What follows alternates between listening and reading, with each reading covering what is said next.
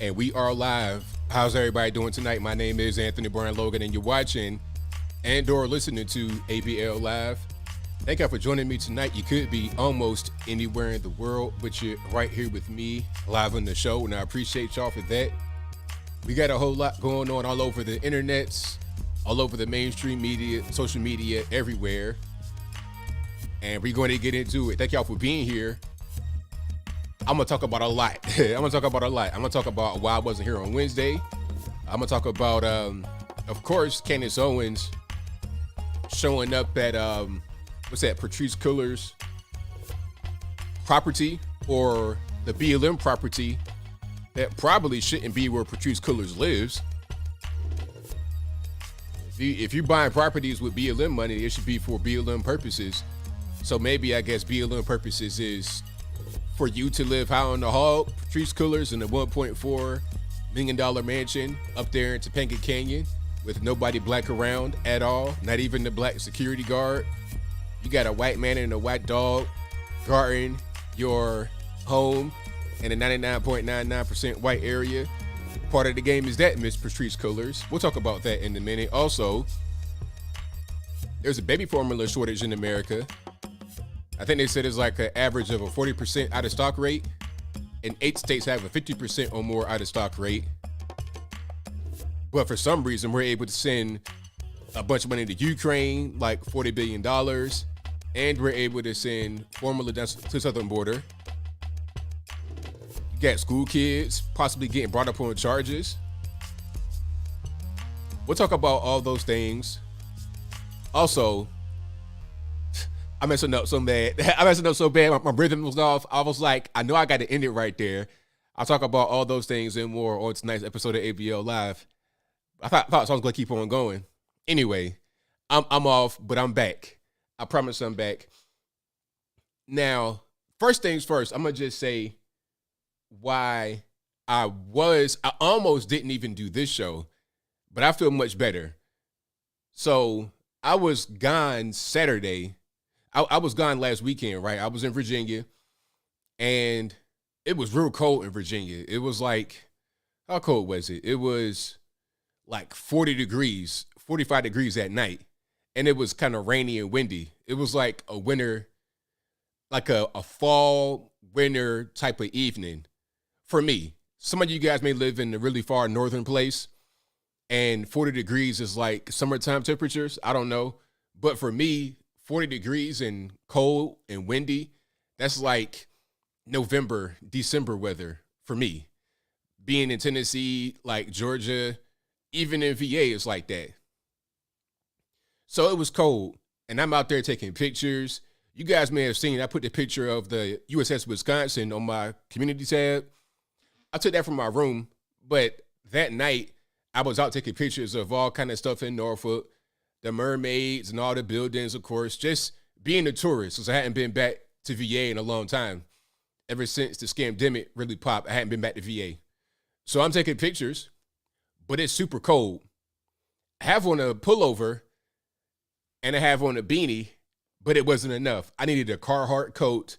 I needed, or not Carhartt because they kind of woke. You understand? I needed a work coat. I needed triple fat goose, gloves, mittens, earmuffs. I needed all of that. What I had on was not enough. So I'm getting whipped by all the cold. So, pardon me. What ended up happening was I feel fine. I'll go back to the hotel, feel fine. And I go back to Atlanta where I flew out from, and I'm hanging out there for a while. I'm outside. It's a beautiful day. I'm over there by the Battery where the Braves play. I'm walking around there too, hanging out, chilling, no problems. I feel great. Once I come back to Chattanooga, Tennessee, one thing about Chat and the whole area, it's a bowl of pollen. It's a bowl of pollen. So once you enter, like somebody was telling me, they were like, "Hey man, if you're coming up to Chat from if you're coming up from 75, like from Atlanta to Chat, it's like you see a mist." Like you ever seen that Stephen King movie, The Mist? It's like that. You see the pollen, and it hadn't rained here for I feel like 20 years. You understand what I'm saying? It just rained tonight, but it hadn't rained here in a while, so the pollen was just sitting. As soon as I got out my car, I pulled up to my house. As soon as I got out of my car, I almost died. The pollen just hit me so hard, and I think the reason why it hit me so hard is because my immune system might have been compromised because I was out there in that cold like the night before, so I was already kind of just lower. Normally, the pollen don't really affect me. Most of that happens is I get a little scratchy throat. That's it. But this one, oh man, it tore me to pieces. Like still right now, I got a little bit of a cough. So occasionally throughout this show, I may have to stop and hit some of this this right here. You get it from Whole Foods. This ain't no drugs or nothing. This is echinacea, elderberry, and goat and seal. So it's called Herbal Sinus Ease Oral Spray. I use this right here a lot when I get a sore throat, when I got to do a video. If it's like a little scratchy or whatever, I hit it with that, and then it'll burn, but it'll feel much better. So using this and drinking my regular water and coconut water and stuff like that. I refuse to use any kind of like medication, any kind of allergy medicine. I refuse. People say, "Hey man, take some medicine." No, I'm cool on that. I'm good to go. So I think I'll be good for the show, but that's why I wasn't here on Wednesday, and that's why I almost didn't make it tonight. But I feel like I'm pretty good. So yeah, I'm good now. And people trying to say, "Oh, you got the virus?" Please. I mean, I've been traveling since the pandemic. I was on the road right when the pandemic first popped. I was on the road in, what was that, March of 2020. Right when the pandemic popped, that's when I filmed a Jubilee special about the black conservatives and black liberals. I did that right when the virus first popped. I was in LAX. It was crazy. When I was leaving, when I just got done filming, LAX, it was nuts, man. People had on any kind of thing on their face they could find. I'm talking about baby clothes, handkerchiefs, bandanas. Like the gang members could wear bandanas on their face. That's what it felt like. I'm seeing red rags on their face in the airport. Everything, man. Bonnets, baby clothes, hoodies, T-shirts, paper towels, whatever they could put on their face, they were. And for the very first time, pantyhose, that's right, no. And for the very first time in an airport, I saw the bathroom hand washing stations full.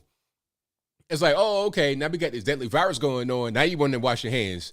So normally you go in the stall and doo-doo and don't wash your hands at all. You might go in the stall, turn the water on and go like this. You know how they sprinkle their hands in the water and go about their business. But when the virus popped, people are intentionally washing their hands. It's like, oh, okay. Well, I'm glad that this makes you do it for once. Maybe this will stop just regular other viruses too, like, I don't know, the cold and the flu and everything else. If you just wash your hands after you use the bathroom in the airport, which you should be doing anyway. But anyway, I digress. The point is that I've been traveling all over the country since the pandemic. I was at a dinner where I was at a dinner 2 years ago where somebody actually died because they caught the virus, but I didn't catch it. Like, you see what I'm saying? So I don't know. I think it was just the combination of being out there in the cold and the pollen hitting me when I came back to chat. That's all. Yeah, that pollen is crucial. So yeah, we'll talk about that.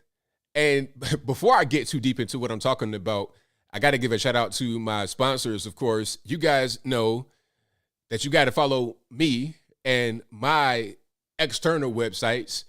Go to ablmerch.com. That is ablmerch.com.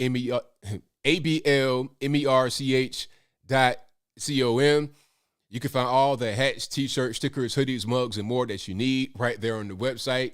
Go to ablmerch.com. You won't be sorry that you did. Also, go to my regular website, my normal website.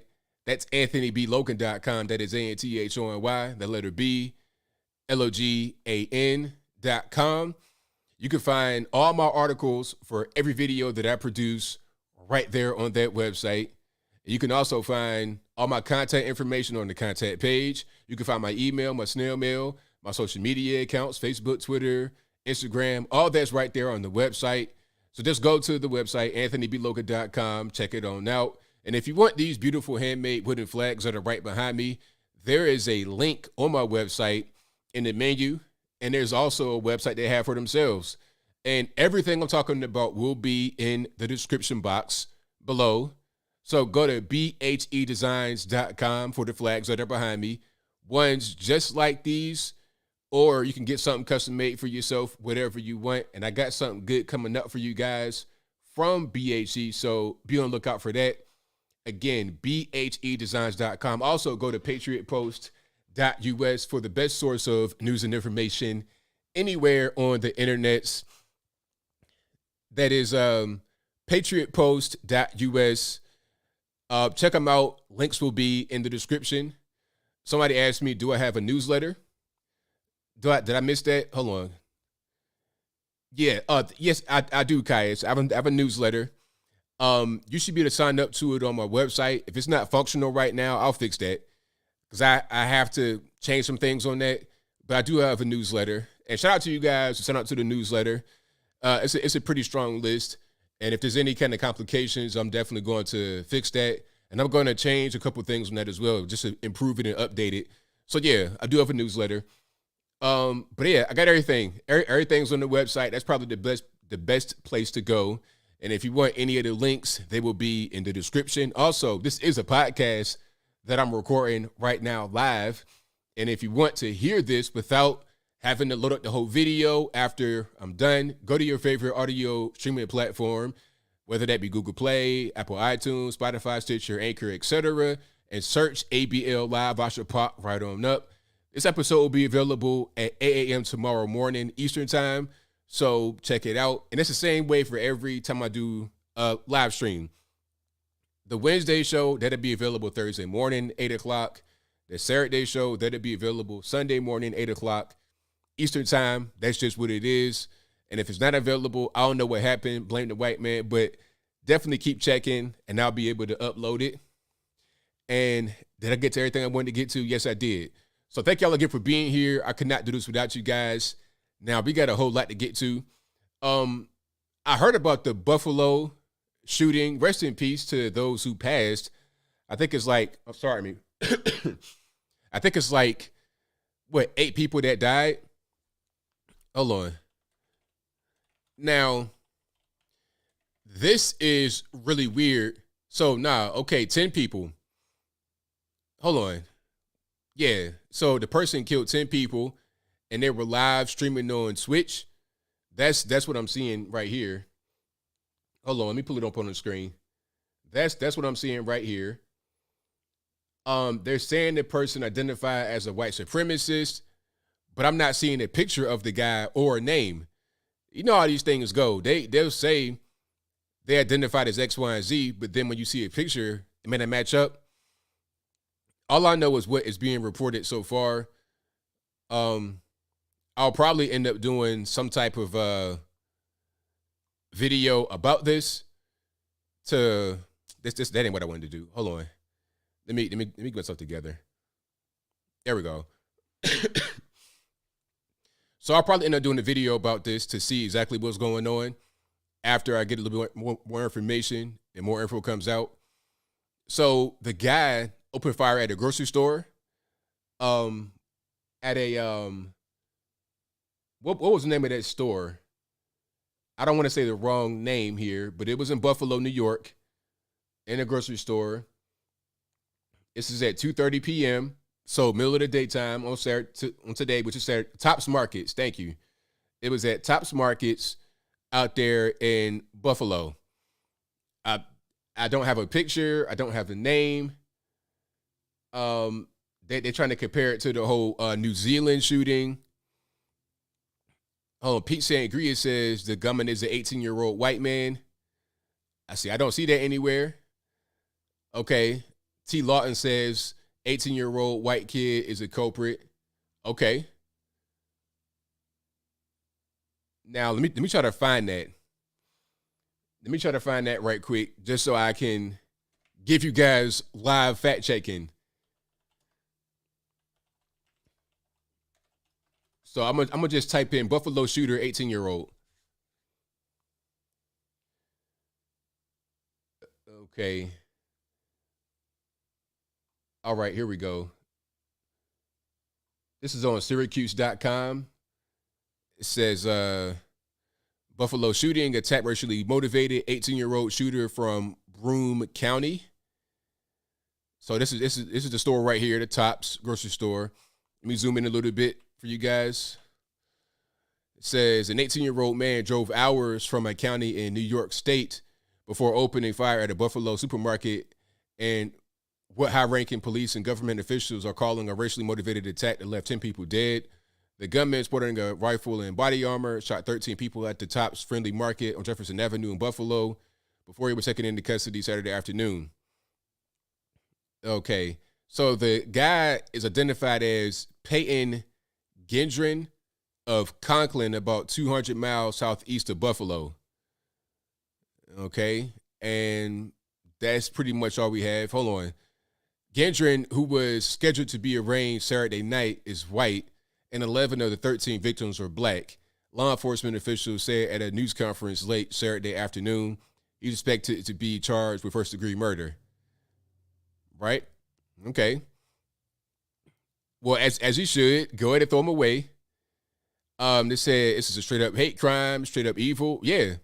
I say go out, take him out back, and let's let him, let it rip. Take him out back, let it rip. But you know what? I already know what's going to happen here.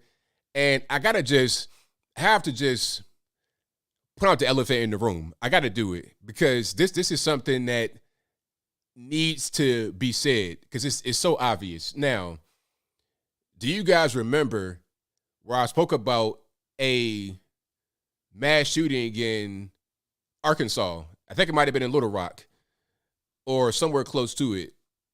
Let me find that particular article. Here we go. Now, there wasn't quite as many murders, obviously, but let's just look. Okay, so one dead, at least 28 shot, including children, at an Arkansas car show. Now, at this car show, I can guarantee you that 99% of people that were out there were black. Okay? I can guarantee you that. So 28 black folks shot, black little kids shot, and you didn't even hear about it at all. You don't even know about it. I had to tell you about that. If it wasn't for my channel, you probably wouldn't know. My channel and other channels, maybe on YouTube, people that do alternative media, if we didn't say it, then you wouldn't know about it. But you're going to hear about that shooting in Buffalo for a very long time because it ticked all the boxes. This one right here does not tick any of the boxes. First of all, I believe it was a handgun that was involved in this shooting. And we need a rifle. We need some kind of high-powered military weapon, right? Quote-unquote military weapon. So that's not going to work. Second, you don't have a white shooter. Okay, no white shooter. So you got black victims but no white shooter. That ain't going to work. So, and also it wasn't like in a grocery store, a movie theater, or somewhere like that. It wasn't in a place where people may feel like they could be. You may not feel like you could be at a random car show. Like, it's like being at a particular club party. You understand what I'm saying? It's like when I was coming up, especially in VA, there will always be shootings in nightclubs, right? But it's not really a big deal. You wouldn't even really know about it. Like, I heard about stories of guys getting killed on the dance floor in a nightclub, getting shot and killed on the dance floor. One guy got brought into the club in the wheelchair. This is a true story. He got brought into the club in the wheelchair, and I know the guys that were there that night. The guy that died, I don't know. But I know some guys who were there that night at this club in Virginia Beach. They brought him in there in the wheelchair. He, at a certain point, gets up out of the wheelchair. He has a gun under his backside and shoots the guy right on the dance floor, kills him. Boom. It's whatever.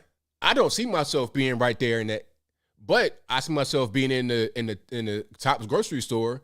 I see myself being in the H-E-B or the Wegmans or the Kroger or the McDonald's or somewhere like that. Not even McDonald's. I see myself being in the grocery store. I see myself being in this particular space. So therefore, it applies to me. So this story right here on the screen, that's not really going to excite me at all. But this one, white male, ding, ding, ding, ding, rifle, ding, ding, ding, ding, grocery store, mass shooting, ticks all the boxes. That's how the media will make certain things more important than others. And I'm not here to say whose life is more important or whatever. I'm saying if we're talking about violence, if we're talking about death, if we're talking about shooting, then at a certain point we should be talking about all of it, not just selecting what to talk about. That's just me though. But again, rest in peace to all those who passed away and prayers out to their families. I don't want to make this be political about about the families, but I gotta say something because I feel like these kind of stories get ignored if I don't say anything. And it's so obvious. I gotta just put out the elephant in the room. I have to. I can't just see that story and ignore what I'm thinking. And I gotta tell you guys, I gotta be honest with you guys, 100%. Salty Buckeye says nearly 30 people have been shot across New York City this weekend, with nearly half a day left to go. Law enforcement sources told the Post on Sunday. It's crazy. It's totally crazy. But that's what's going on nowadays. That is what's going on. And please pardon my coughing. I'm still, that pollen, it kicked my back clean on in. I'm talking about like, man, I didn't know what was going on.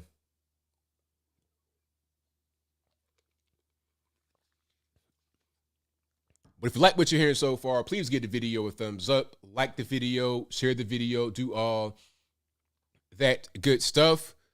So what else we got going on? Oh, you have a baby formula shortage in America. Now, have you guys experienced this, the formula shortage? I see what you're saying, Modern Renaissance, man. I'm going to get to that. I don't want to talk about that right at this moment.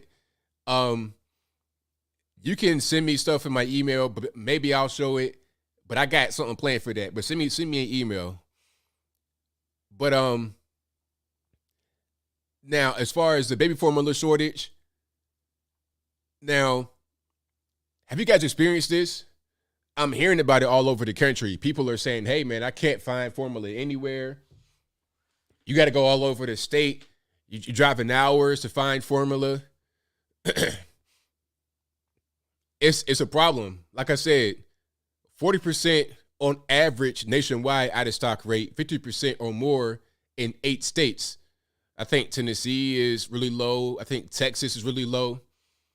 It's a problem. Now, people say, hey, man, people got to breastfeed. Well, if it was so simple, right? I understand some moms use formula when they could breastfeed. Now, some moms use formula because they can't breastfeed for various reasons. There's medical reasons. Can't produce enough to feed the baby. Or you have an adopted baby, you can't breastfeed an adopted baby. There's all kind of reasons why you need formula. People say, what do you do before formula? Well, I'm not really sure. I think there was other ways to make formula at home. I've seen like little recipes that you could do to make formula. So I don't really know how to actually make formula at home. And I think that some of those old ways to make formula have ingredients that may not necessarily be available anymore, or the ingredients may be, how can I say, hard to find nowadays. Some ingredients may not be around at all anymore because it's old. It's old recipes. But now, because of the formula shortage, there may be there may be fewer of the ingredients that you could use to make formula on your own. Somebody said goat milk, wet nurses. Well, good luck trying to hire a wet nurse if you don't really have a lot of money. Let me see. So I think people said goat milk. Right. Yeah. You got to try to find out powdered milk. It could be difficult. Mountain lion milk. I've never heard about that before in my life. Pet's milk and Carol syrup is what my grandma used. Yes, Carol syrup. I did see Carol syrup and Pet's milk. Yeah, that's super old school right there. I've not seen that in a while. So I'm not in the business of nursing babies, so I don't really know what's available anymore. But I remember being a little kid and seeing Pet milk. Yeah, so formula is necessary. It is what it is. And I think a lot of moms would prefer to breastfeed if they could because formula is not cheap. And breastfeeding is free. So it is what it is. But that's really here nor there as far as the breastfeeding. The point is that there's a shortage. But for some reason, they're able to send pallets of breast milk. Not breast milk, pardon me. That'd be even crazier. They're able to send pallets of formula down to the border to give to the illegal aliens and their families. And they said that the border agents cannot take this formula and give to their own children at home. So let me get this straight. You got these border agents out there with no type of infrastructure, no support, no help, probably not getting the best pay in the world. You are pretty much just leaving them out there to, be babysitters at best, not able to do their job effectively, probably even in danger more than what they were before because of the lack of agents down there. You got all of that against them, and they can't even have formula to take to their kids during the shortage because the illegal aliens need it. Huh? What? Here's a question I have for you. Is there a formula shortage in Mexico or Guatemala or somewhere like that, whatever they may be coming from? Is there a shortage there? And if it is, I mean, why is that our problem? And here's the craziest thing that I saw. I think I heard Jen Psaki say that it's a private sector issue. Oh, they should have known it was going to be a shortage. But wait a minute. Hold on one second. Let me get some water before I get to it.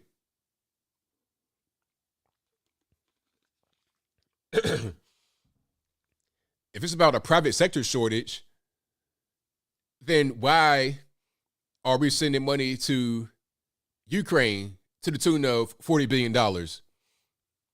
That's their problem, right? That's between Ukraine and Russia, right? Why are we getting involved? That's their business. That's their problem. It's not our problem. So let me get this straight. We can send Ukraine billions of dollars to help them fight their war against Russia, and that's our business. But we're talking about Americans' food security. Oh, that's private sector. That's not the federal government's job. Oh, okay. All right. So the federal government of the USA does not have the responsibility to take care of their citizens in a time of need, but we do have the responsibility to take care of other people across the world in their time of need. It's the same thing to me. I don't see the difference. America's got a food problem. And you know what? A lot of you guys have been telling me for a while now about this whole food shortage thing, about a lot of these food plants burning down and just some weird stuff going on. And I'm thinking, okay, I'm going to keep my eye on that. I'll keep my eye on it. But now I'm convinced that there's some funny business going on. Maybe it's done on purpose by the government to make us be more subservient, to starve us out. I don't really know what the ultimate plan is. But if I was a betting man, I might bet that there was some funny stuff going on, that it was done on purpose. All these food plants burning down, all these centers burning down. Even with the formula, I think there was some kind of bacterial problem at one of the plants and they shut down. That's what's causing the problem.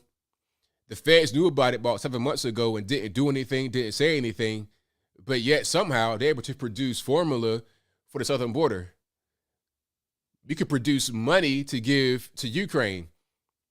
If we see there's a problem with the food, why don't we use that same money we're giving to Ukraine, not give it to Ukraine, keep it over here, and invest that into the food infrastructure? They want to say build back better. We need, my roads, my bridges, my tunnels. All right. Well, what's more important, food or my roads?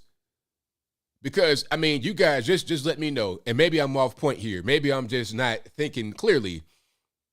If you had to pick between these two things, which one would you want? Number one, food. Number two, a pothole in the road fixed. I don't know about y'all, but I'm picking number one all day long because, the pothole is a pothole. It is what it is. I could drive over that. I can avoid the road, but I got to eat to live. The pothole ain't going to kill me.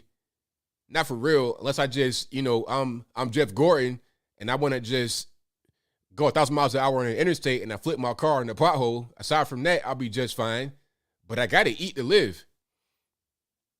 Okay, I'm not trying to necessarily go to all these gourmet restaurants and just pig out and scarf everything down, a la Homer Simpson, just donuts and cookies and cakes down my pie hole. I ain't trying to be like that, but I got to eat. I got to have some rice, some chicken or something.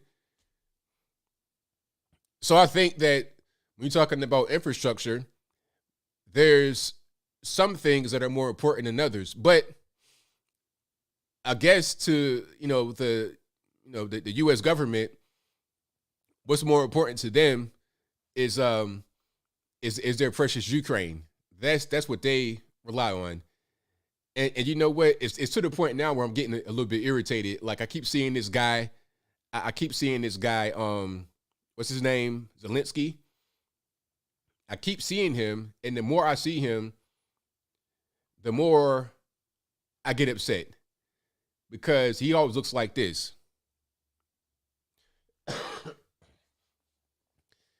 It's like, sir, why are you still doing this? And don't even worry about all these people, all these ridiculous people, Cocaine Mitch, all these. Don't even worry about all these nuts around him. That's a different story. Why is this guy Zelensky not wearing the suit at all? Somebody might be like, why does that upset you so much? How many billions does it take to buy a guy a suit?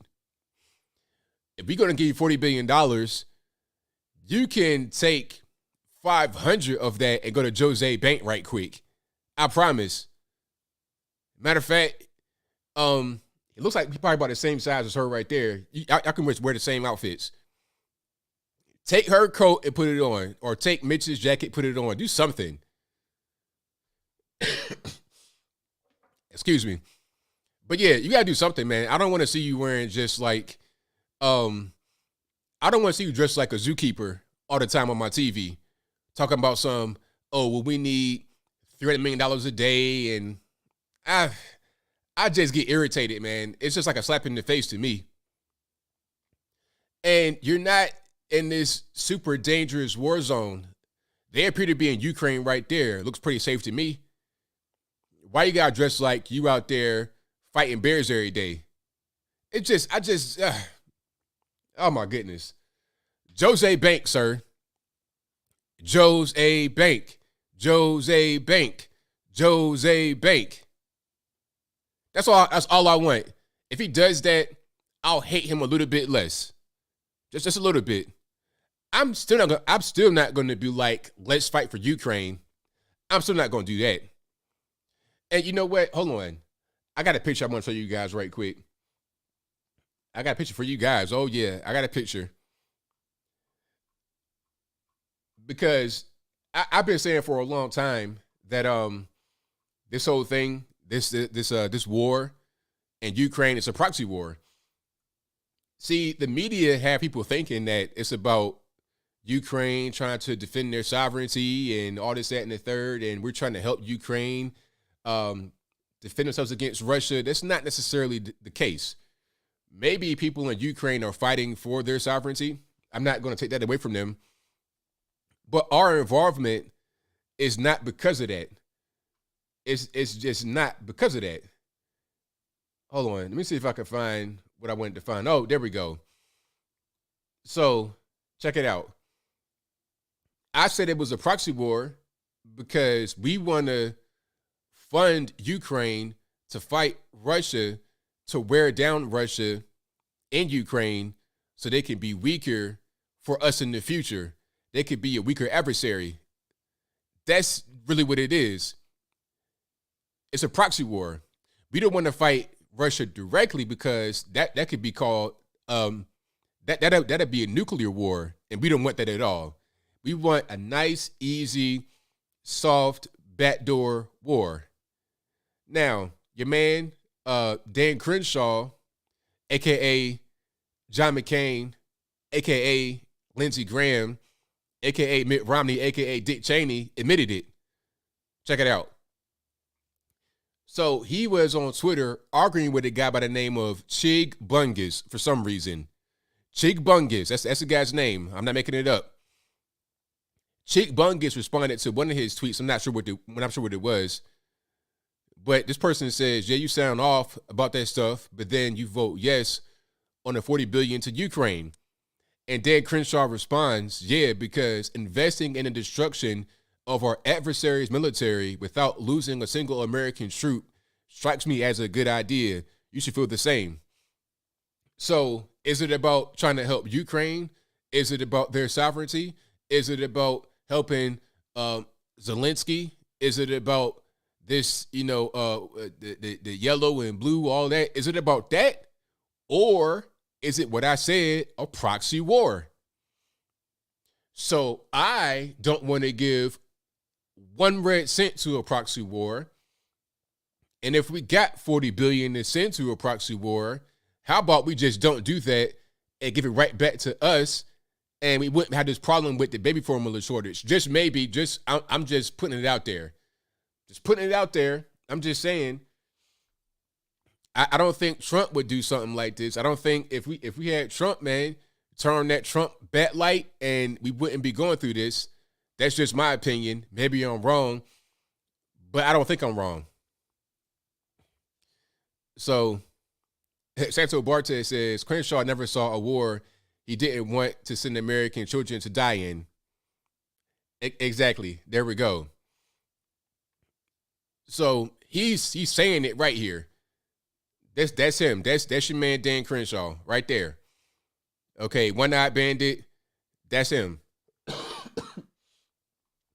lot of people are kind of like confused about why people don't like Dan Crenshaw. Well, there you have it. It really is not too much more to say. That's just what it is. Oh, and the border wall too. That'd be great.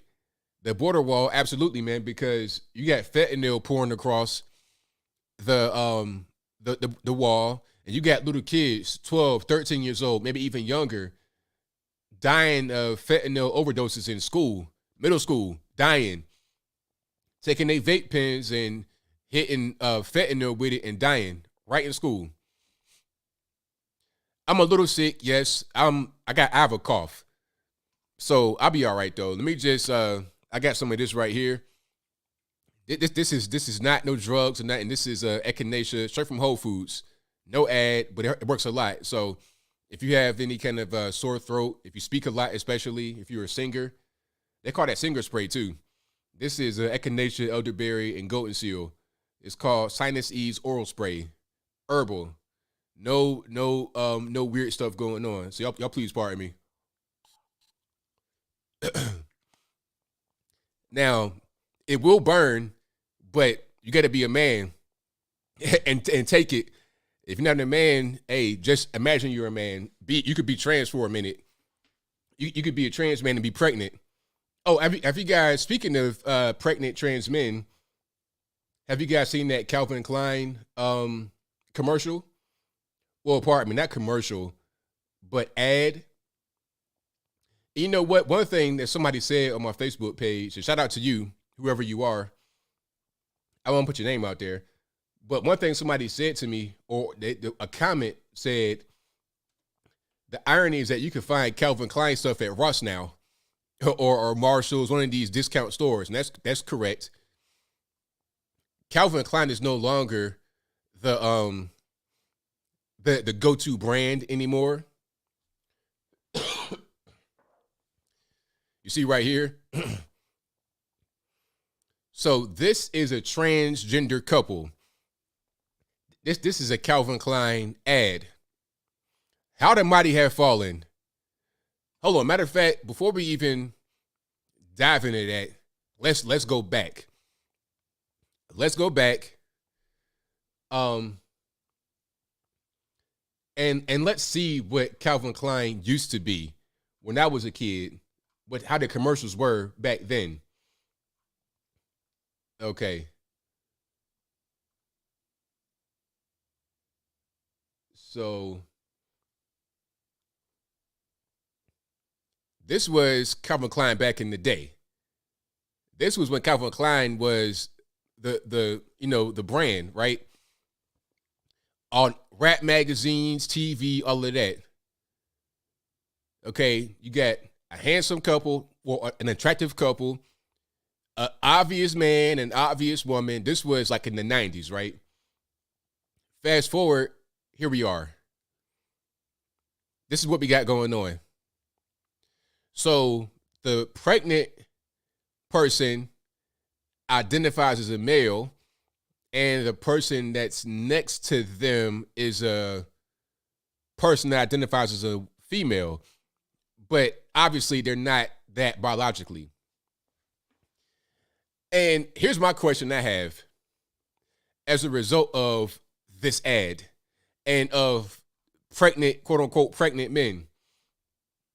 Since men can now get pregnant, can't men also have opinions about abortion or nah? How does that really work? Now they're trying to say that they want to implant a womb into a man and have him carry a baby. Now, the question is, the $1 million question is, how is the baby going to come out? Where is the exit going to be? You understand? Okay, you built like a little Mount Trashmore on top of the person's stomach, little dump or some kind of little mound, little speed bump right there. But where's the exit though? Where's it? You know what I mean? You got like a circular racetrack with no exit. So what are we doing? It's weird, but that's what's going on nowadays.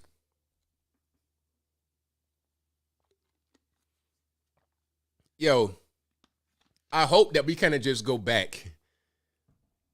I hope we just kind of go back and stop all this extra stuff. This weird stuff going on with the chest, top surgery, bottom surgery, all this extra stuff. We went too far, and we got to go back. We got to go back. Y'all are too funny. I'm reading some of the comments talking about where it's going to come through. Yeah. Is it going to be a C-section? I mean, now here's my question. How do you know the baby is ready? Is the water going to break? Like, you just going to start peeing? Like, no, like how does that really work? Can the water break from your from your thing? I don't understand how that really works. I don't think this is very well thought out. So hopefully we don't have a hopefully there's not a baby that's really put into this man's artificial womb. I'd rather the child be like in some kind of, I don't know, somewhere else, not no man, because the baby might say, you know what, all right, my instinct says I need to exit out of this particular little spot right there.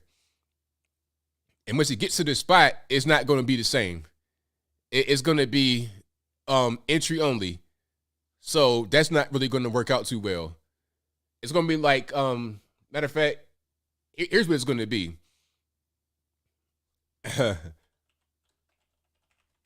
Hold on. I mean, yeah, there. It's going to be like this. Hold on. It's going to be like that right there. Yeah.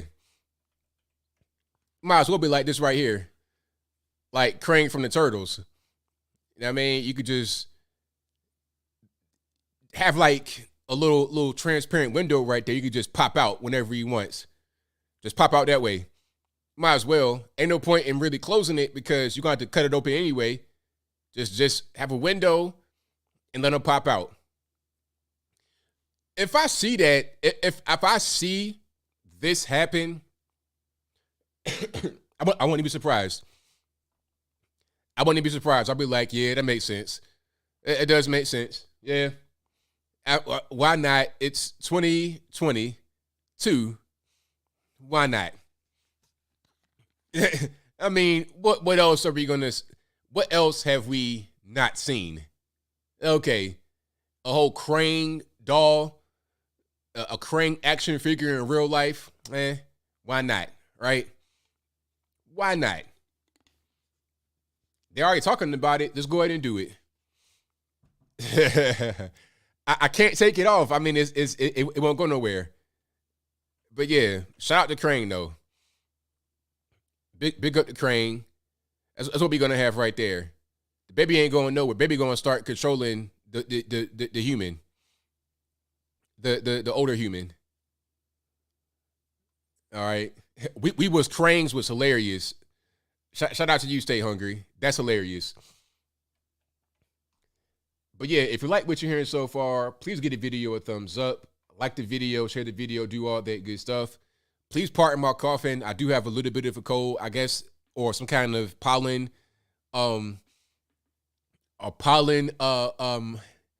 reaction. Man, that pollen is crucial. Like, I never had a pollen reaction, so I think I know what my trigger is. If I'm in real cold weather, and then I go hit that pollen in warm weather, it's like oil and water. It don't mix.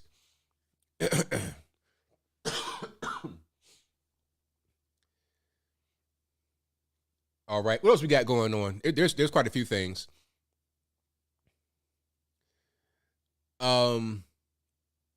Oh, now speaking about weird stuff in the future and a little bit of everything else. So Texas is going to ban certain Instagram filters, and this one, it kind of caught me off guard a little bit. I was like, why they banning Instagram filters? Like, what's going on? Like, I saw a meme about it on Instagram where they're banning certain Instagram filters. And I'm like, what? I don't really understand. But the way that it was presented makes a lot of sense. So Ken Paxton is suing Meta because some of these apps you guys use, some of these filters or whatever in apps, they don't tell you that they're mapping your face and they're taking your biometric data and putting that on a server that could be anywhere in the world, like China. And your biometric data, that's like your fingerprint, your eyes, like how you use to open up your phones. That's very valuable, and that could be used to do a lot of different things. Like if somebody has fingerprint data, that could be your fingerprint could be used for all kinds of stuff, man. Identity theft, a little bit of everything.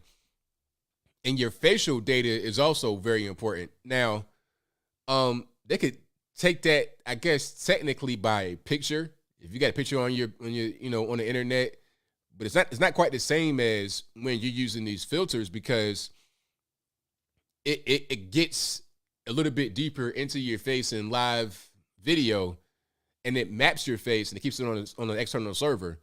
So your biometric data could be on a Chinese server somewhere. You don't even know about it. Okay, so they have your biometric data, and all you got back was a silly picture, some dog ears on your jank, and that's it. So certain filters you can't use on IG in Texas and also Illinois. It's not because they don't want people to be pretty, all that kind of stuff. But yeah, it's biometric data. And I didn't think about it like that, really. I don't use filters at all. But I hadn't thought about it that way. But yeah, it does make a lot of sense. I don't use a lot of third-party, unnecessary apps.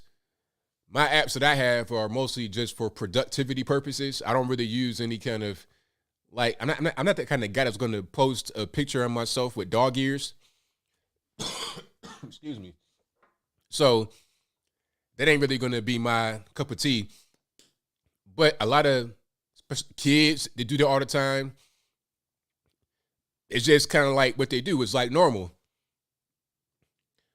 But it could be a little bit too much when they have your data stored on the external server.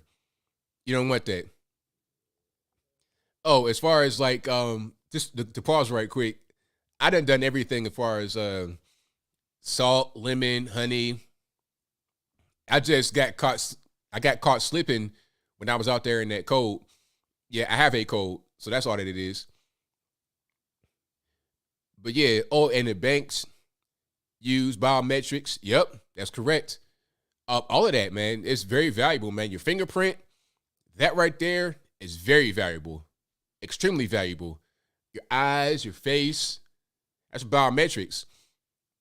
That's like having your password to your Facebook, Twitter. It's like having all of that. So yeah, that's why some of these filters are banned. Not because they don't want you to look pretty. Now, I tell you what, though. Some of these filters should be banned for other reasons. Because it's very deceptive. Like, people sometimes, they will take pictures of themselves with a filter on, and you have no idea how they even look. You have no idea how they look. Like, it'll change your face slightly, but at the same time, it'll change it a lot. It gets really weird. It gets to the point where it could change it to where you look just different enough. It's weird. It's like you get plastic surgery, like face off. It's nuts. It really is. Yeah. I don't have no damn. I almost start cussing. But I hate when people say stuff like that. People say, you got the virus. I hate when people say that. Why would you say something like that? Like, who would say something negative like that? I say, I got a cold.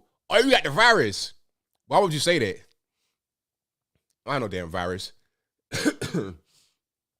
Anyway, let me not get triggered before I start cursing and get kicked off of YouTube.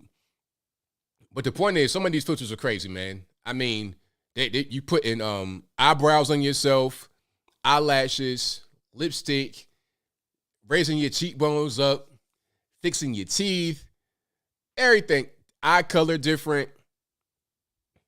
It's just too much, man. Everybody can't be pretty. It's fine.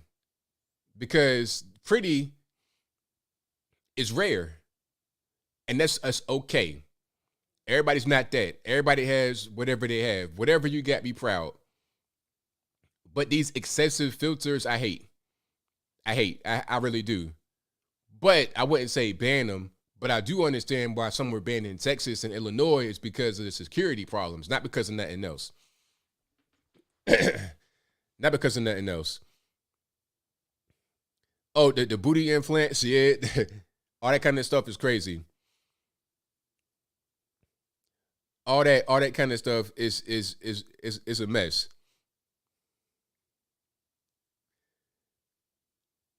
Yep.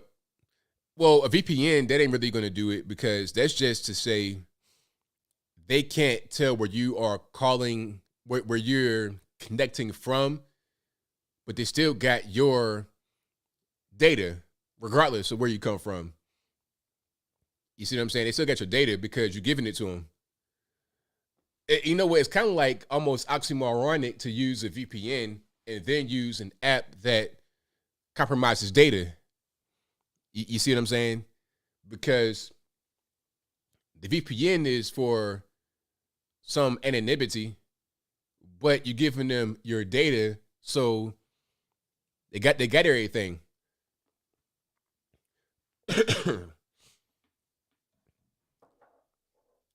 All right. Oh, and I almost forgot about. Well, I got. There's a few things I wanted to get to actually, but I'm kind of running out of gas right here because I'm starting to cough a lot. I need to get some of this. I'm telling you, I'm only here because of you guys. Because I almost didn't even. Cause I knew I was gonna be coughing a lot. I had some of that tea, ain't do nothing. I ran straight through that tea. That tea, I have the lemon, echinacea, ginger. I got everything. Salt water. It lasts for like 5 minutes and then it stops. So I'm gonna talk about Candace, and then I'm gonna go ahead and get to the supers, and then I'm gonna get to the calls. So I'm gonna power through it for y'all. And it's super hot in here. It's like 85 degrees because I found that if I keep myself warm, then I will feel better. Actually, yeah, that's one thing. Keeping myself warm, keeping myself just not in a cold state at all. I'm talking about like it's like 85 degrees right now, right where I'm at. Okay, you might see some sweat come down my face. Like I ain't crying. But if you see some water just go like this, that's sweat because it's hot. Nah, I ain't doing a neti pot. I ain't doing a neti pot live. No. What I'm gonna do is spray this echinacea right here. Oh, it's super hot. The honey don't need the honey don't do nothing, no way. Yep. All right. So, Candace, I got off track. So Candace is exposing Black Lives Matter in a great way. Pulling up to her house or to a BLM house. Now you got about 4, 5, 6 properties that were purchased through a complex web of LLCs and whatnot that all go back to Black Lives Matter Global Network Foundation, which is Patrice Culler's former operation. Former, current, whatever. You know, they got all kind of stuff they do. They say, oh, well, I'm not over there anymore. I don't run that anymore. All this, that, and the third. All kind of silly stuff, right? That's what they say. Okay. That's what they say. But ultimately, she gets money from that. Ultimately, that's how she has a home. That's what's going on. Now, Candace Owens is going to expose her for this and expose how BLM is nothing but a money grift. That's what she's going to do. And she's already done that to a certain extent. Now, she went to one of the homes, went outside, and wanted to speak to somebody. She was asking very nicely to speak to somebody. And Patrice Cullors went live almost immediately talking about how Candace pulled up to the house, demanding she come outside, demanding to speak to her. And she had crocodile tears talking about, I don't feel safe. This is my home. Just silly stuff. So Candace had to just defend herself and go ahead and, she had to go ahead and drop some video to really just, let everybody know what's going on. So I'm going to go ahead and play that right quick so you guys can see it. And the side-by-side video is hilarious. If you've not seen it, we're going to watch it right now together. Hold on one second. Okay. Can we do it this way? No. That's fine. That'll work. Let's check it out. Hold on. Let's get some sound. Hopefully it's not too loud.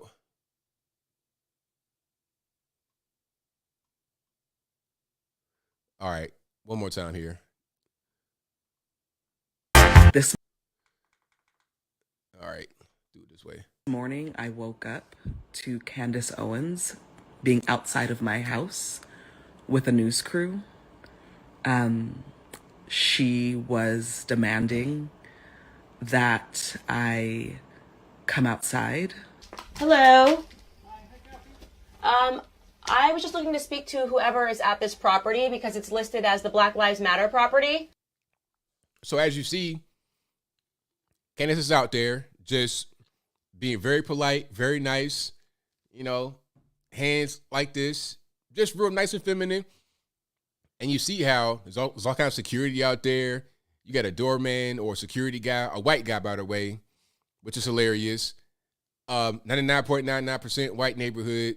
And this lady right here, she lives there. This is Patrice Cullors, one of the co-founders of Black Lives Matter. And the reason why I said white guy, whatever, is because Patrice Cullors is all about blackity black, my black improvement, my black this, black that, all this kind of black stuff. That's what she's on. But yet you're living in this all white area with your white staff. I don't really understand. I don't get it. It's kind of a far cry from what you preach. But anyway, you see this security wall, intercom system, white security guy, and it's a gate out there too. So what's going on?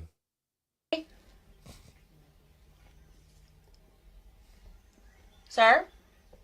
Hello? The fact that she's came outside my house and demanded things, harassed me, is unacceptable. We're not trying to harass you. We'll gladly leave. We're just wondering if we can speak to anybody. Y'all, I really need my family to be safe. Now, do you see these little crocodile tears? I mean, I see this so much. The crying sounds, the crying faces with no tears. Your face is as dry as the Grand Canyon. Your face couldn't be no more drier. Sandpaper, you understand what I'm saying? You could start a fire right now on top of your nose. I need to be safe. I need my child to be safe. And this, what happened this morning is not safety. Thank you, sir. So there's a gate right there. Have a great day. And they just left, and that was it. So all this crying, all that kind of stuff, Candace brought video and showed the receipts. Now, as I said in my video, I recognize that gate. I recognize that gate. I recognize that house. That house is $1.4 million. That's where she lives. That's where Miss Patrice Cullors lives. Now, I had no idea she lived in that particular house. I thought it was just a Black Lives Matter property, right? Because that's how we were able to identify it, because it came through all these LLCs that kick right back to Black Lives Matter. So what's going on with that? Now, hold on. I'm going to show you guys that house if you've not seen it. Excuse me. So here's a couple pictures of it. So that's it right there. I think that was it when they first purchased it. When they first got it, it looked like that. Okay. And it doesn't know justice, because this is just the one side of it. And it's like on a hill, like that kind of incline. So it's built into the hill. So there's space right there in the front where you have, or on the side, I guess you would say, 2-car garage. Then there's space on the back as well for like parties or whatever. It's pretty spacious up there. So that's the exterior, and then here's the interior. And that you could tell that's the interior, because that same interior was present. See, you see the ceiling right there? You see the way it looks? It looks the same as that. You see what I'm saying? So that's it. It may not be the same furnishings in this picture that she has in the house right now, but you could tell what kind of house it is. $1.4 million. It's 15 minutes from Malibu beaches, features bamboo floors and vaulted ceilings. Bamboo floors. This ain't no LVT, LVP or nothing like that. This ain't none of that. Bamboo. really nice. All right. And people talking about, oh man, ABL, that ain't nothing. 1.4 million. It's LA. Oh, all right. Well, I mean, why can't you just live in the city? Why can't you live in Compton or Watts, Inglewood? Be with the Inglewood family bloods. You know what I'm saying? Be out there in Crenshaw, Slauson with the Crips. Why not? And go stay on the 60s. Huh? You got to be out there in the hills, far away from the black community that you purport yourself to be part of. I don't really understand. It's weird. All that crying. I want to see a documentary when it comes out. Candace has video. She got a whole crew with her. I'm with it. Candace is great. She has the cojones to go and see what's going on, to figure out what's happening. Like, hey, I thought it was a Black Lives Matter house. Oh, you live here? Oh, okay, cool. $1.4 million. Where'd that money come from? Did it come from BLM donations?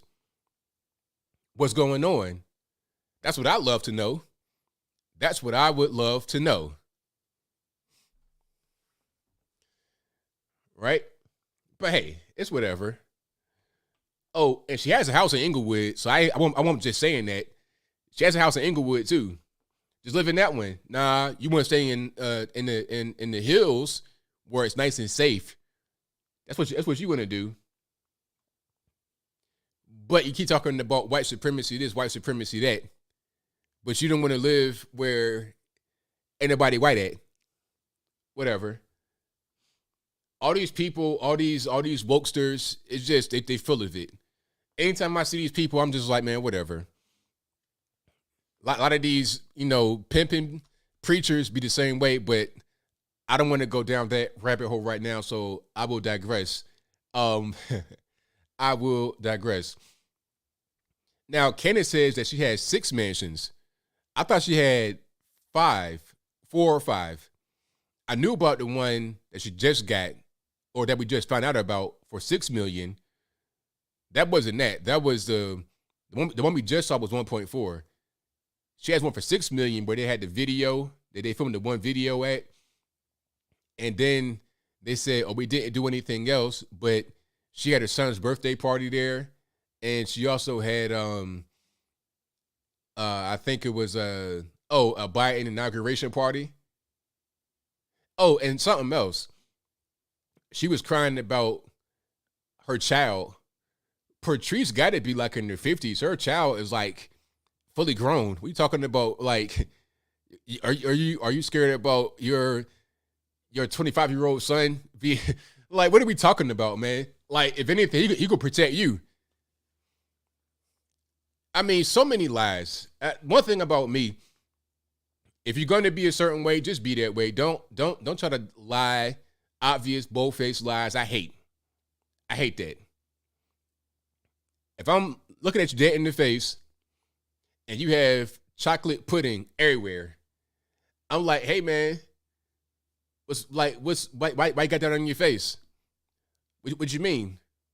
You have pudding all over your face. No, I don't. Sir, that's pudding. Nah. It's an obvious bold-faced lie. I hate that so much. That irks me to no end. That's Patrice Cullors in a nutshell.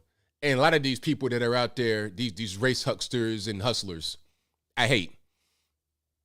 But I'll move on, I promise. We got super chats on deck. I'm gonna try to make it throughout the whole time. If I go into a coughing fit, which I shouldn't, but if I do, then it's not my fault. Blame the white man. But yeah, I'm definitely much better than I was on Wednesday. Oh man, it was crazy. I was just real tired on Wednesday. The cough wasn't really there on Wednesday, but I was just tired. Let me find where the other supers are right quick.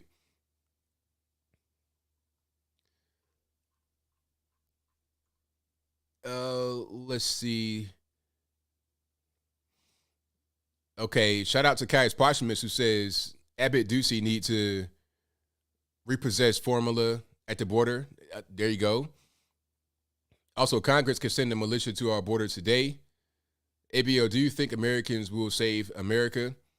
Well, he had no other choice. Ain't nobody else going to do it. Anybody else will come in and destroy America. So it'll only be us that saves us. She 38 years old? Really? Oh my goodness. No way. She's my age. 38? Good grief. That's a hard 38. I mean, what in the world? Yeah, 38. I don't know if I buy that, man. 38 for real. That's a whole lunch lady. You looking like a whole lunch lady when I was a little kid that had to been like in the 50s. That's crazy. What in the world? 38. Man. Ain't, crime don't pay, man, ultimately, because good grief. Anyway, let me go back to where I was. Thank you to Mallory, who says, "What's up, Ribbit? What's up, Ribbit Rabbit?" I like to see some of those pro-choice loons go protest in the mosque. Oh no, they didn't want to do that. They go wherever they feel like they're safest. That's just what it is. So they always go to like a downtown commercial area, a lot of police, visibility, lights. They don't really want to, go certain places. Like, I was hearing about some protests out here where I live, right? And they're talking about being downtown, which is, of course, they're going to be downtown where everything's popping. It's a lot of people, security, etc. Then they mentioned, hey, we're going to go out to the suburbs. And there was a big response. I was like, no, you're not. Because out here, it ain't going to be the same way. Ain't no constant security and people everywhere. Take a wrong turn, you won't come back. I'm not saying I would do that. I'm just saying it can get kind of weird, man. Just stay home. How about that? If you're a stranger, you're not from around here, don't do it to yourself. Thank you to Ian Kinney, who says a mass shooting last night with police saying 17 people were shot in downtown Milwaukee next to the Deer District. This comes hours after 3 people were shot in MLK in Highland right after the Bucks playoff game. That's crazy. Thank you to Fauna Faye, who says, did you see the video where the little boy was banging on his neighbor's door and whip in his hand? Yeah, I saw that video. I saw that. I almost did a video on it, but I didn't understand the context of why he was right there. I didn't understand the whole video. Like, I didn't want to make a video and not have all the information. I mean, that was crazy. So the little boy, he was not old enough to be arrested, but the dad got arrested because he had a gun and it went off. Like, that whole situation was crazy. But I wanted to know the whole story before I make a video on it. Fauna Face says, if that BLM video don't convince you that people, that it's a scam, then I don't know what does. Also, I see Calvin Klein found a new Thomas Beadle. Thomas Beatty. Hold on. Thank you to the Anti-View, who says, best 13 months ever. Hit the like, everyone. Thank you for that. I appreciate you. The Anti-View also says, do you think there may have been a massage parlor attached to the market? No, too soon. Fauna Face says, $40 billion for Ukraine plus Roe v. Wade equals social justice. Formula scarcity for Americans, but not for illegals equals social justice. Got it. Exactly. Thank you to the Anti-View says, wait, what is a baby? They don't know, but we know. Thank you to Brendan Wilson, who says, AB, have you heard about other 191 countries to be voting on our sovereignty? Nah. Thank you to Stavros Saratopoulos, who says, ABL, there is no baby formula shortage. It's purposely being hidden from people and given to illegals. No shortage of nothing, just a plain shortage by evil politicians like Brandon. Thank you to Ian Kinney, who says, I'm not saying this has anything to do with anything, but Bill Gates, Jeff Bezos, Richard Branson, and Mark Zuckerberg investing in artificial breast milk culture from human mammary. I've not seen that. I'll check it out. He also says, just the news reporting that Michelle Bachmann warns Biden maneuvering to cede U.S. health prerogatives to the World Health Organization. And it's all being done intentionally. It's a great reset. As you read Schwab's book I sent, Goldman Sachs just bought an entire community in Florida for $45 million. You will own nothing and be happy. Phone on Face says, when I worked at Target, formula was $10.99 to $19.99. Diapers were $25.99 to $36.99. Baby food was $4.99 to $9.99, depending on the brand. Honest Company was the most expensive out of all of them, and that was in 2018. Thank you to Corporate Carl for the donation. Thank you to Elizabeth C., who says, fight the good fight. Feel better, my friend. Thank you.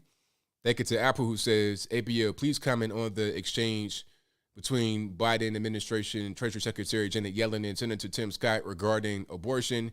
Yellen is white-splaining. I saw that, actually. Let me see if I can find that right quick. Because she was talking about how it was, like, good for black people or something like that. I think that's what she said. Yeah, you poor black people, kill your babies off. That'd be better for you. It's crazy. And it's like they don't understand what that sounds like, but it's whatever.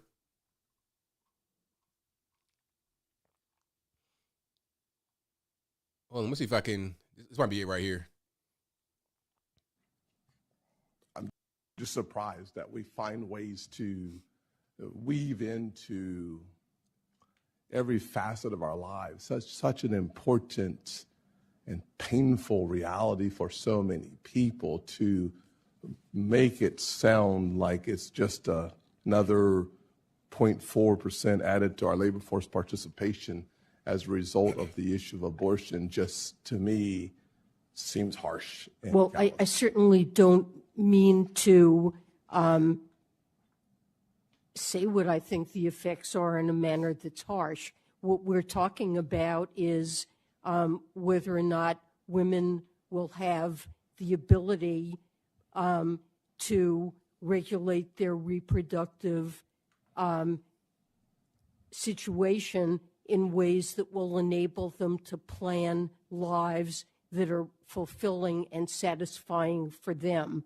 And one aspect of a satisfying life is being able to feel that you have the financial resources to raise a child, that the children you bring into the world are wanted, and that you have the ability to take care of them. In many cases, abortions are of teenage women, particularly low income and often black, who aren't in a position to be able to care for children, have unexpected pregnancies, and it deprives them of the ability often to continue their education, to later participate in the workforce. So there is a spillover into labor force participation, but it means that children will grow up in poverty and do worse themselves. Thank you. Let me just say my time on the topic. This is the truth. I'll just simply say that as a guy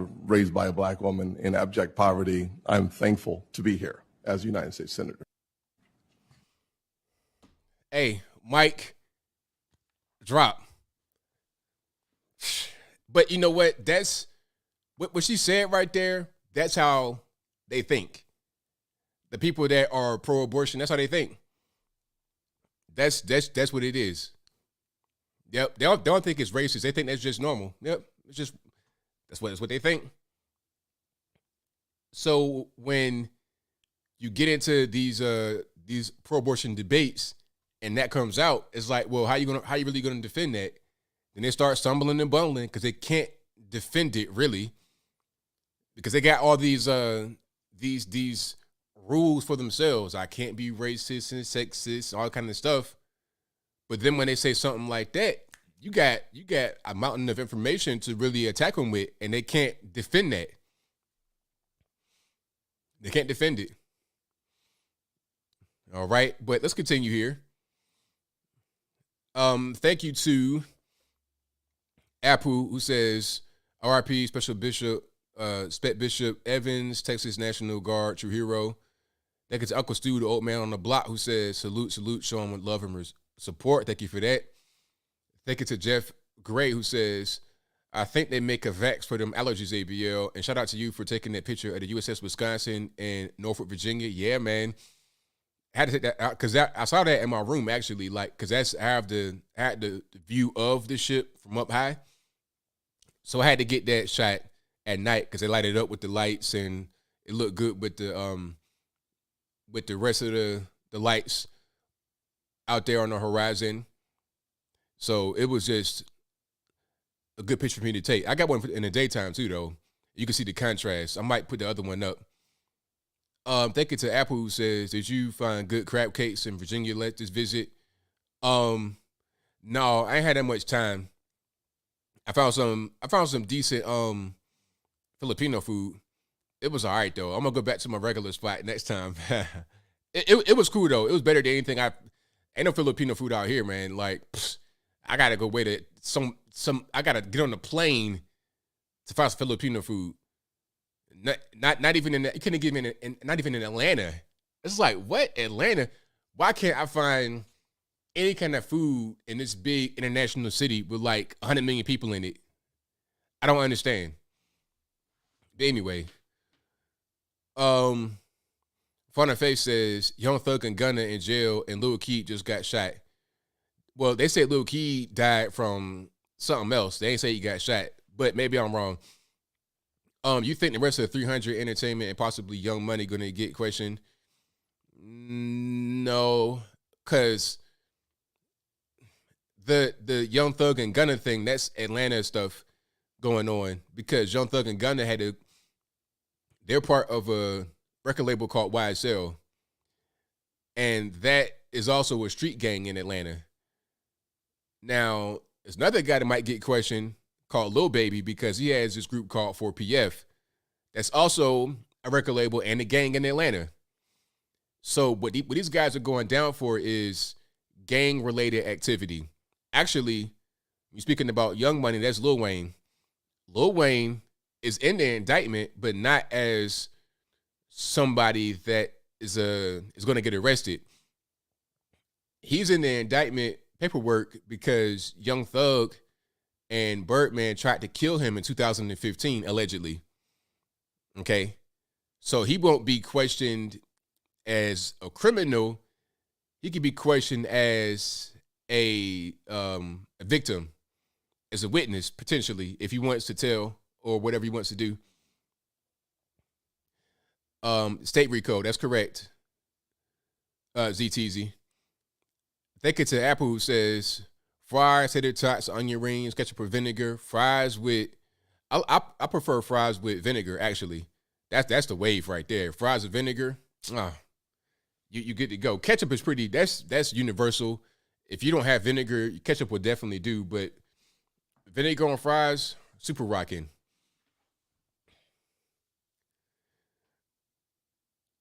All right.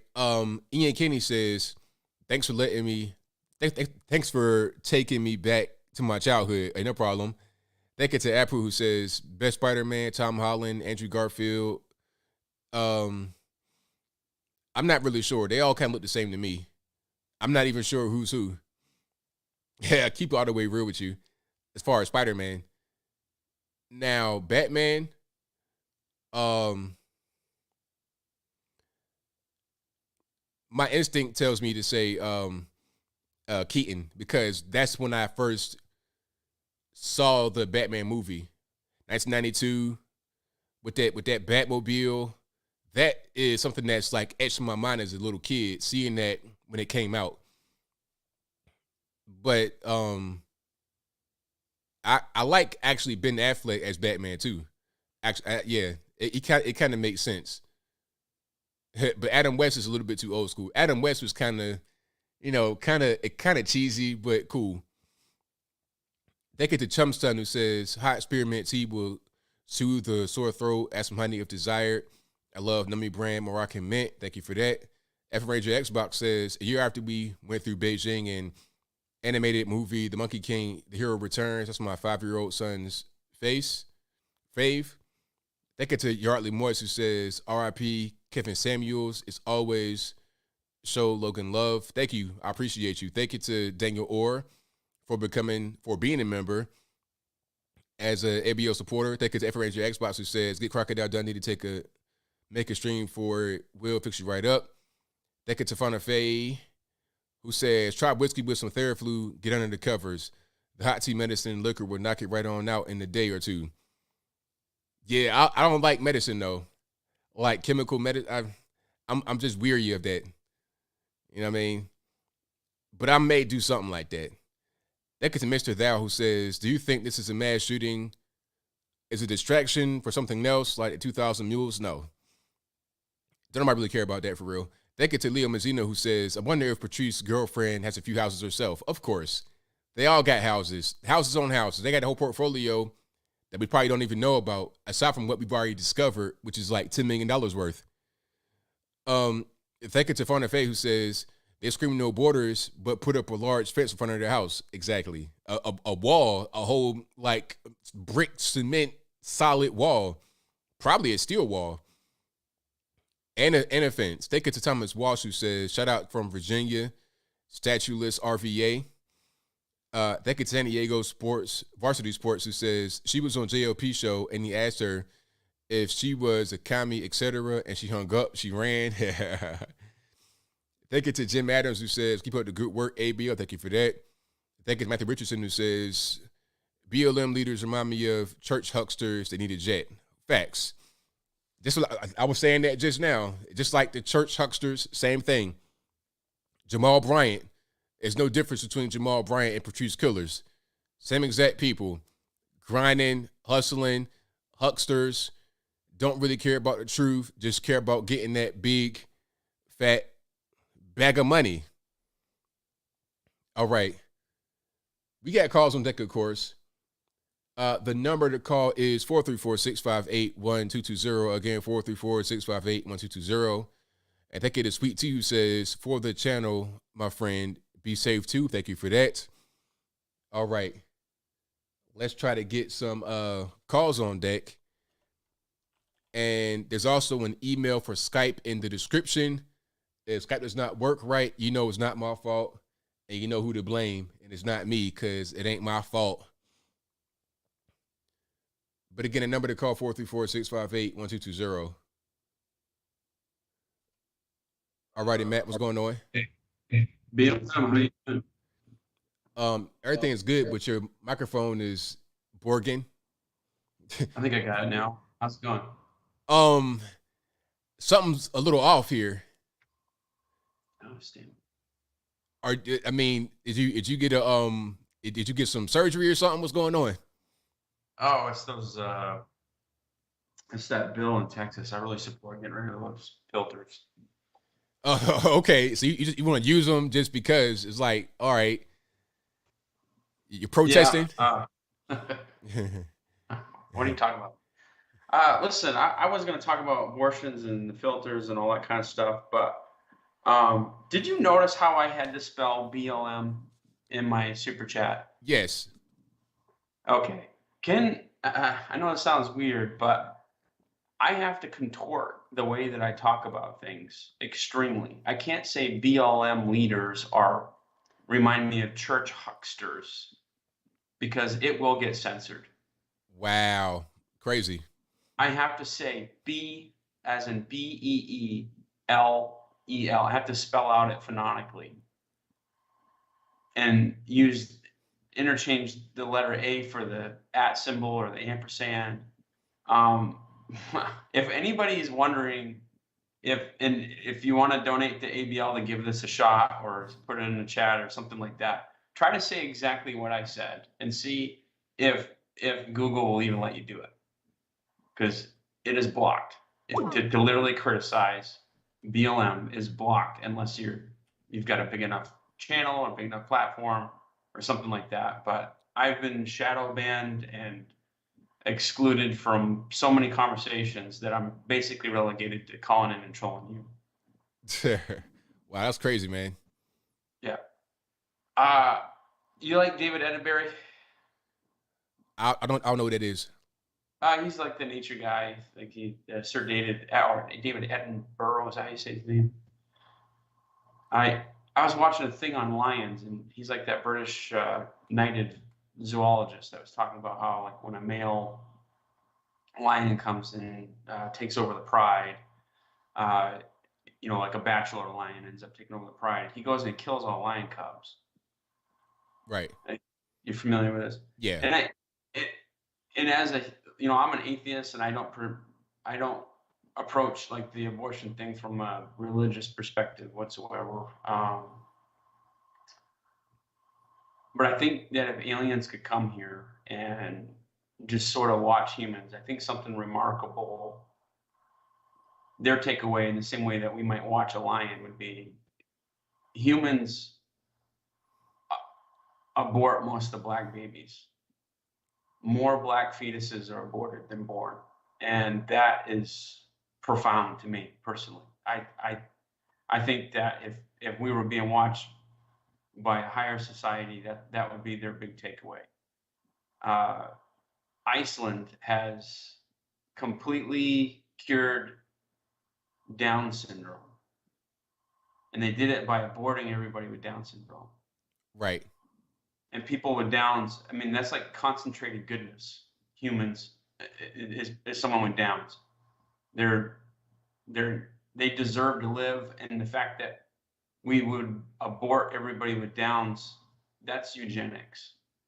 And that's not even as moral as lions get Downs. If that male came upon a lion cub with Downs and it was his, he wouldn't kill it. We still kill him. It's to the people that don't think there should be any kind of limits on this, and you think it's just the woman's choice. And I'm saying this from an atheist. I'm saying this as, I'm even trying to take a humanist perspective on this. What the hell is wrong with people? Like, we need to pump the brakes on this. That's all I got for you, man. Thank you for the call, man. Appreciate you. Yeah, be good. All right. Good call from my man, Matt. 100%. And you know what? That's a good point about the whole eugenics thing, because what's next, though? Okay, you say Down syndrome is a thing that you could say you're going to kill everybody before they're born that has Downs. But what else? What other undesirable trait would you want to abort? A thing that may not necessarily be seen as a disability to most people. What else we going to talk about? I always think about what's next, because it's always going to be a next thing. Always. It's never going to stop at one thing. 810, you're on the line. Who am I speaking to? Hello, ABL. I'm so glad you answered. I just wanted to say quickly, we were talking about Patrice Cullors. She has a total of 6 properties that she's accumulated. She has, if you recall, the last one she bought was for her girlfriend in Toronto. Oh. It was the headquarters of the Communist Party of Canada. Oh, that's right. You remember, I forgot about that one. Yep, you're right. Yep, $6.3 million, and then another $6 million mansion. The one that she claimed was for the community, the one that Candace went to. And then a resort in the Bahamas where Justin Timberlake and Tiger Woods live. And they say anywhere from $5 to $20 million. They didn't give that one. And then she bought a huge mansion in Georgia with a private airplane hangar and a plane. And a plane. And then she has one in Topanga Canyon, which that might have been the one that you showed. It was on a quarter of an acre, and that was also $6 million. So this woman is just, she's a monster. She's absolutely sickening, and God will sort it out, I'm sure. But yeah, she has 6 properties, and the last one, like I said, was in Toronto. And okay. She was so excited because it was communist headquarters. So I appreciate your showing so many do, and you're so popular and wonderful. And I thank you for all the information you give. Well, thank you for your call. I definitely appreciate you. All right, take care. So let's count them up as far as Patrice Cullors' properties. You have, now I remember, because I've done this extensively, you have, let me think, you have 2 like just regular kind of properties in LA. one in Inglewood, somewhere else in South LA. So let's be at 2 right now. Then the Topanga Canyon, that's $1.4 million. That's the one where she was actually at. That's the one that Candace Owens went to. So that was 1.4, Topanga Canyon. Then you have Conyers, Georgia, the one that has the airplane hangar. Then you have the property for $6 million. That's the BLM so-called content house where they had her son's birthday party and the Biden inauguration party, and they shot one video out in front and put it on Patrice's YouTube page. And then number 6, that'd be the Toronto property. Okay, I got it. Makes sense. All right. 804, you're online. Who am I speaking to? Oh, 804, kind of a little bit. All right, caller, who am I speaking to? 757. Okay, is it me? Let's make sure that it's not me. 804, you're online. Who am I speaking to? Isaac. All right, man, what's going on? Nothing. How you doing, ABL? It's all good. Can't complain. I just wanted to touch on, Ukraine. And I wanted to talk about, they ought to tell Zelensky and all them to go down to Afghanistan and pick up all the weapons and supplies we left down there. I mean, we should have had all that stuff before anything. Like, that was probably one of the worst operations I've seen in a long time. Just no planning, just really haphazard. It was terrible. Yes, sir. And, they keep on telling, when they got over there, kept on talking about, the American people, we're sick of war. We've been in a 20-year war. And then they just throw us right back into it. You know what I'm saying? With Ukraine, and you can say what you want about supplying them weapons, just like you said, that's making us involved in that. You know what I mean?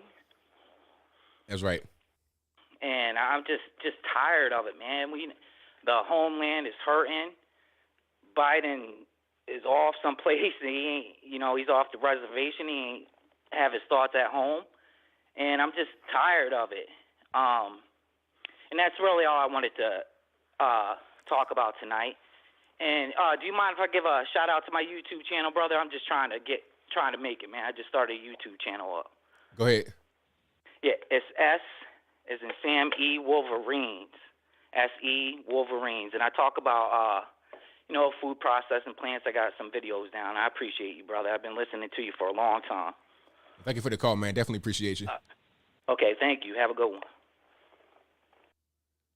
All right, shout out to the caller. 615 on the line. Who am I speaking to?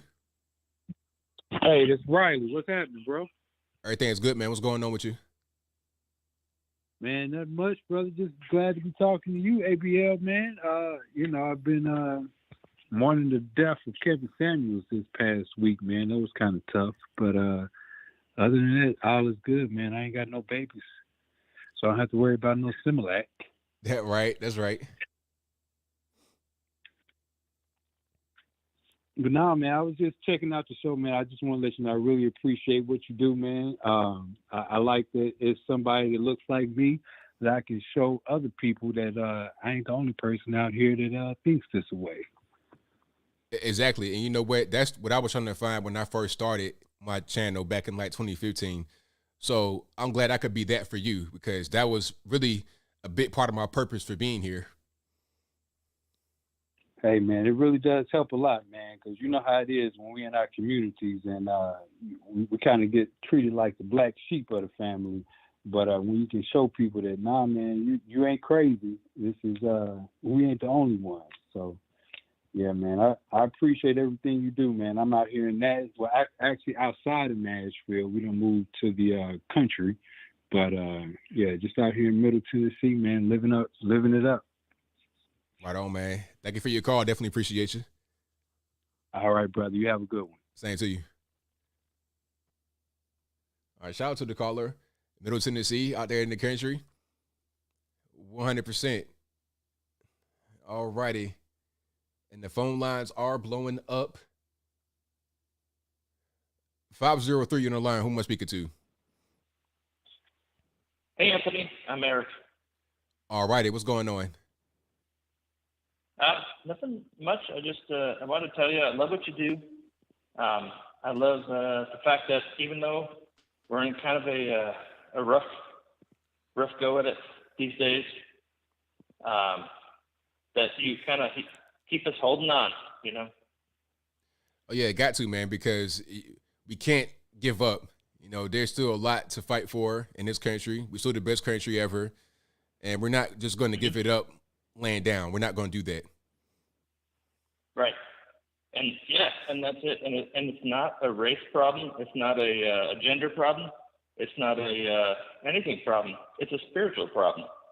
You know, it's everybody needs to relax, get together, help each other out in hard times.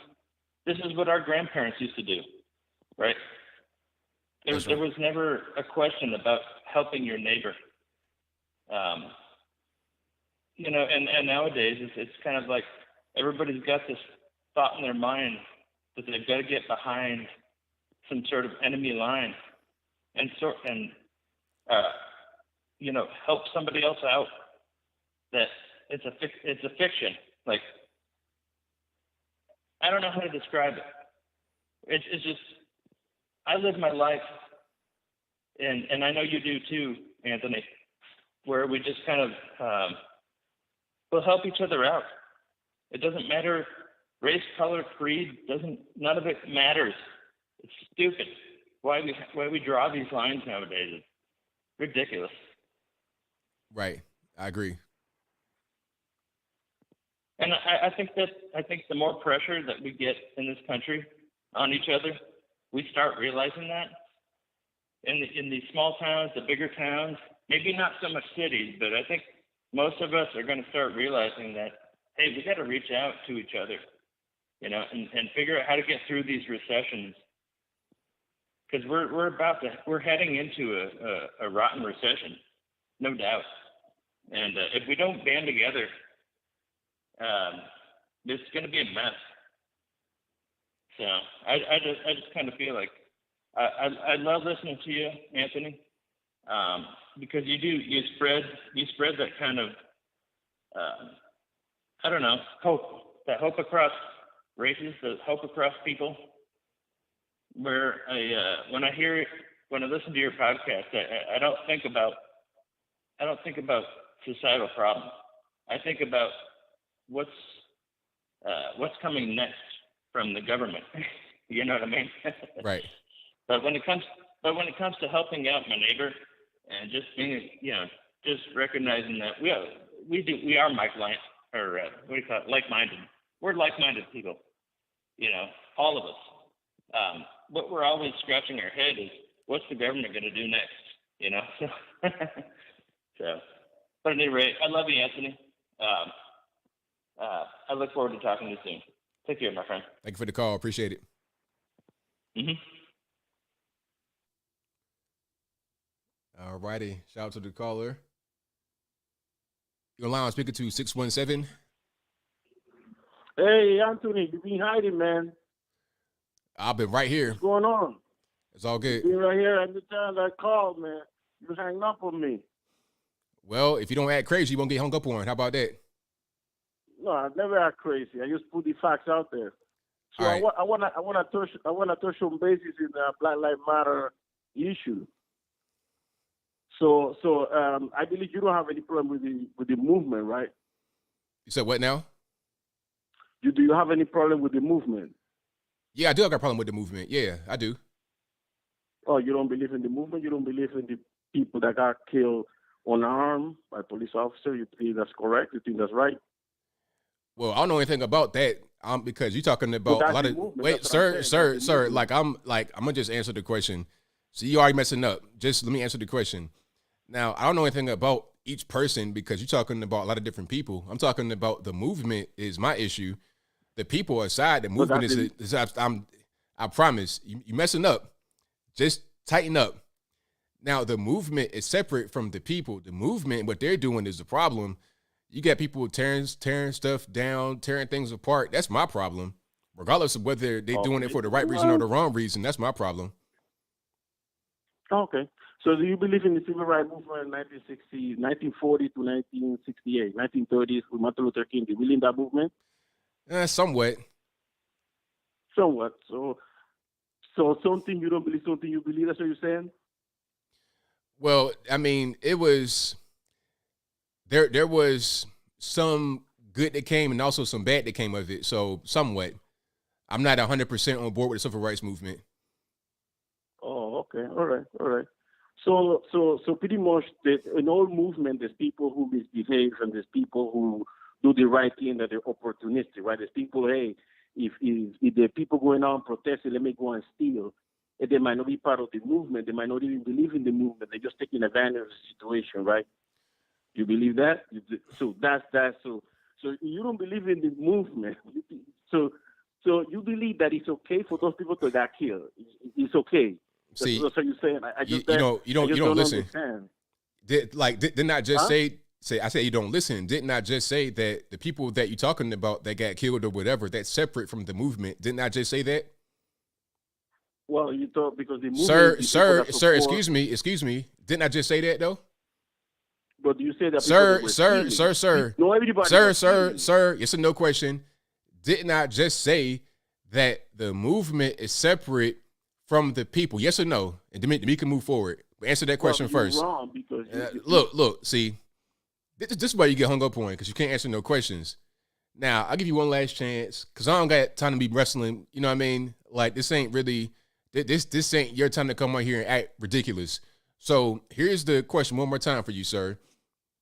Didn't I just say that the movement itself is separate from the people that they purport themselves to represent? Yes, of course it's separate. All right. People now what else? The movement. So you can't. Okay, So now no. So now you can't. Since you said yes, you can't. No, that's not. So what I no, just all right. You said yes. So since you said yes, that the movement is separate from the people you're speaking about, you can't ask me if I don't care about the people when I say I don't care about the movement because it's separate. So don't conflate them. So let's move forward. Okay, so do you believe in the build the wall movement? You know, they were building the wall in the southern border. Do you believe in that movement? There's a build the wall movement. Yeah. I mean, is there a group? Can I join it? Yeah, it was a group. Yeah, man. What's the name of the group? We build the wall. Build the wall. That's what it's called. We build the wall. It was Steve. You remember Steve Banner? You don't remember Steve Banner, right? That's a company, not a movement. No, it was a movement. It was a non-profit organization that was getting donations online to build the wall. Remember when it was a company called We Built the Wall. It was a movement. A movement through donation. They got donation, and the people in Texas decided to take matter from their own hands, get donations, and build the wall. Do you believe in that particular movement? Well, it wasn't a movement, sir. All right. I'm gonna just do my show the way I want. It wasn't a movement, but I believe in the southern border wall. But do you believe in the border wall? Do you believe yes or no? I just said I did. Yes. Okay, so you believe in the movement. You believe in the. It was not a movement. Integrity that. So what's your point? What's your point here? Get to the point. My point is that you don't even know what is a movement organization.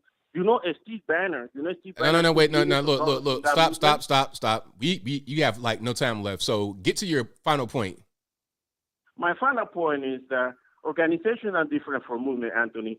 And sometimes in organization, people do wrong things. I believe that, I don't know if this lady did some bad things. The one in charge of the Black Lives Matter movement, I know she purchased some homes. I don't know if she put it under her name, on the organization name. I don't know what is the mission of the organization. I don't know. I don't know what is the mission of the movement, but I don't know what is the mission of the organization. An organization oftentimes, you're talking too much. Like, what is the point? Get to the point. My point is that you can't say that Black Lives Matter movement is a scam when organizations are different from movements. Steve Banner took millions of dollars from the movement we built. All right, so you're talking about a company. You're talking about some weird stuff with the company. I'm talking about Black Lives Matter is a scam from the top to the bottom, not just because of some improprieties that happened with the company, not just because of what Patrice Cullors allegedly did with the money. That's a whole thing in itself, aside from all the damage and the chaos and the destruction that BLM has done over the past almost 10 years now. Let's stop playing games here. Let's not act like BLM has been some kind of pillar in the community and then some rogue actor came about and did something wrong, and then that's the reason why I don't like the so-called movement and or the company. The problem is BLM itself. I just want to repeat it one more time, Anthony. All right, so you're done. Have a nice day. Let's get to some more here. And let's go to 631. You're on the line. Who am I speaking to? Hey, what's up, ABL? Yes, it's me. Hey, man, I was just wondering what your take is on society. Are we too far gone, or you think that we can come back from this insanity where we used to have like common sense and now it's rare sense, and can we get past that, or should we just like disconnect from the craziness and just go our own way and try to avoid all the insanity? I think that we're not too far gone. I think we can still go in the right direction here, because a lot of people, they understand that the things that are going on are ridiculous. And I think this is kind of a stretch, but I'm gonna try to make it make sense. I was watching this video today, and the people on the panel all had one opinion that I did not agree with, but they were all on the same page. They all appeared to be in unison. And if you were to watch this video that was on television, it was a news video. If you were to watch that, you would think that, man, we're doomed, because everybody on here, it's like a panel of 10 people. They all believe in the same thing. They all believe in the same destructive ideology. Once you look at the comments and a like to dislike ratio, it's really, really bad against them. So I think that a lot of the people that are able to get out certain information, the vocal minority, I think they make things look worse than what they are. Things are pretty weird, but I don't think things are as bad as what we think. And I think that if the majority of us speak up and become more vocal than the vocal minority, then we'll have better success at being able to fight this stuff. We can't be afraid of any kind of repercussion. We can't be afraid of the vocal minority. We got to be strong and push back. If we could do that, then we could definitely get back on track. But if we don't and we just let them do whatever, then it's going to be a problem. Well, I think also like when I grew up, like your parents knew your neighbor's parents and everybody else, and like if something went down that was bad, everybody knew about it, and you were getting your ass beat. Oh, sorry, not cursing, but that's how it was. Everybody knew that stuff, and it was like more tight-knit community. And I didn't grow up in like all white or all black. It was always mixed, and it was always everybody looking out for your neighbor. And I feel like now it's everybody against your neighbor. I mean, it could feel like that, but I guess it depends on where you are and who you know, and because like where I am, like as far as being neighborly, everybody's cool. There's no problems. I guess it's a geographic thing and maybe a demographic, age wise. It really depends.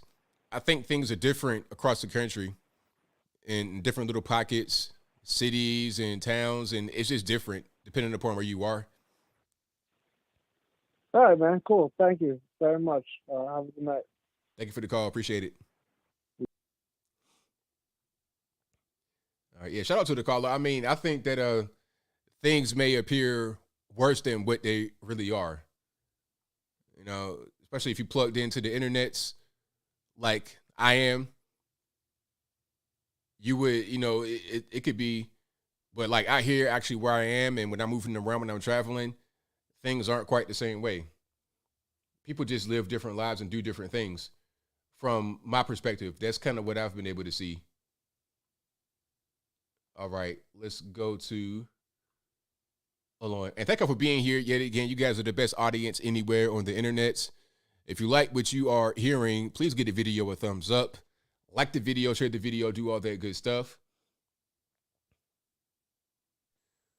405, you're on the line. Who am I speaking to? Hey, ABL, it's Pete Dust from Oklahoma. How's it going? Everything's all great. How about yourself? Well, other than the rough work week I've been having, I think they're just making it the highlight of a good upside, if you want to put it that way. Right, no doubt. Appreciate it. ABL, you know, I've been doing a little thinking here and there, but mostly I can't drink when I think because I'm on medication that strictly forbids it. So I've been thinking sober for a pretty long time. So just wanted to get that out. And there's just one thing that's been kind of in my mind as of lately, and I kind of want what you want to think about it. And I've been seeing a lot of these trans rights, LGBT pro groups been saying that how Title IX should include trans women, but from what all I've read about Title IX, it only protects actual women, and these people don't seem to understand Title IX at all. And I support, you may know this, I support all forms of human rights, okay? And I just don't understand why these LGBT groups or communities understand the heart and soul of Title IX. And I just want to get your 2 cents on that.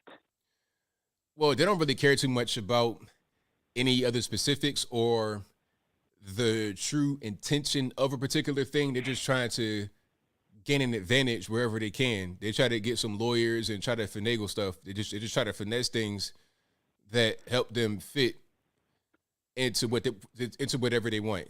That's really all it is. You know, it's really nothing else to it.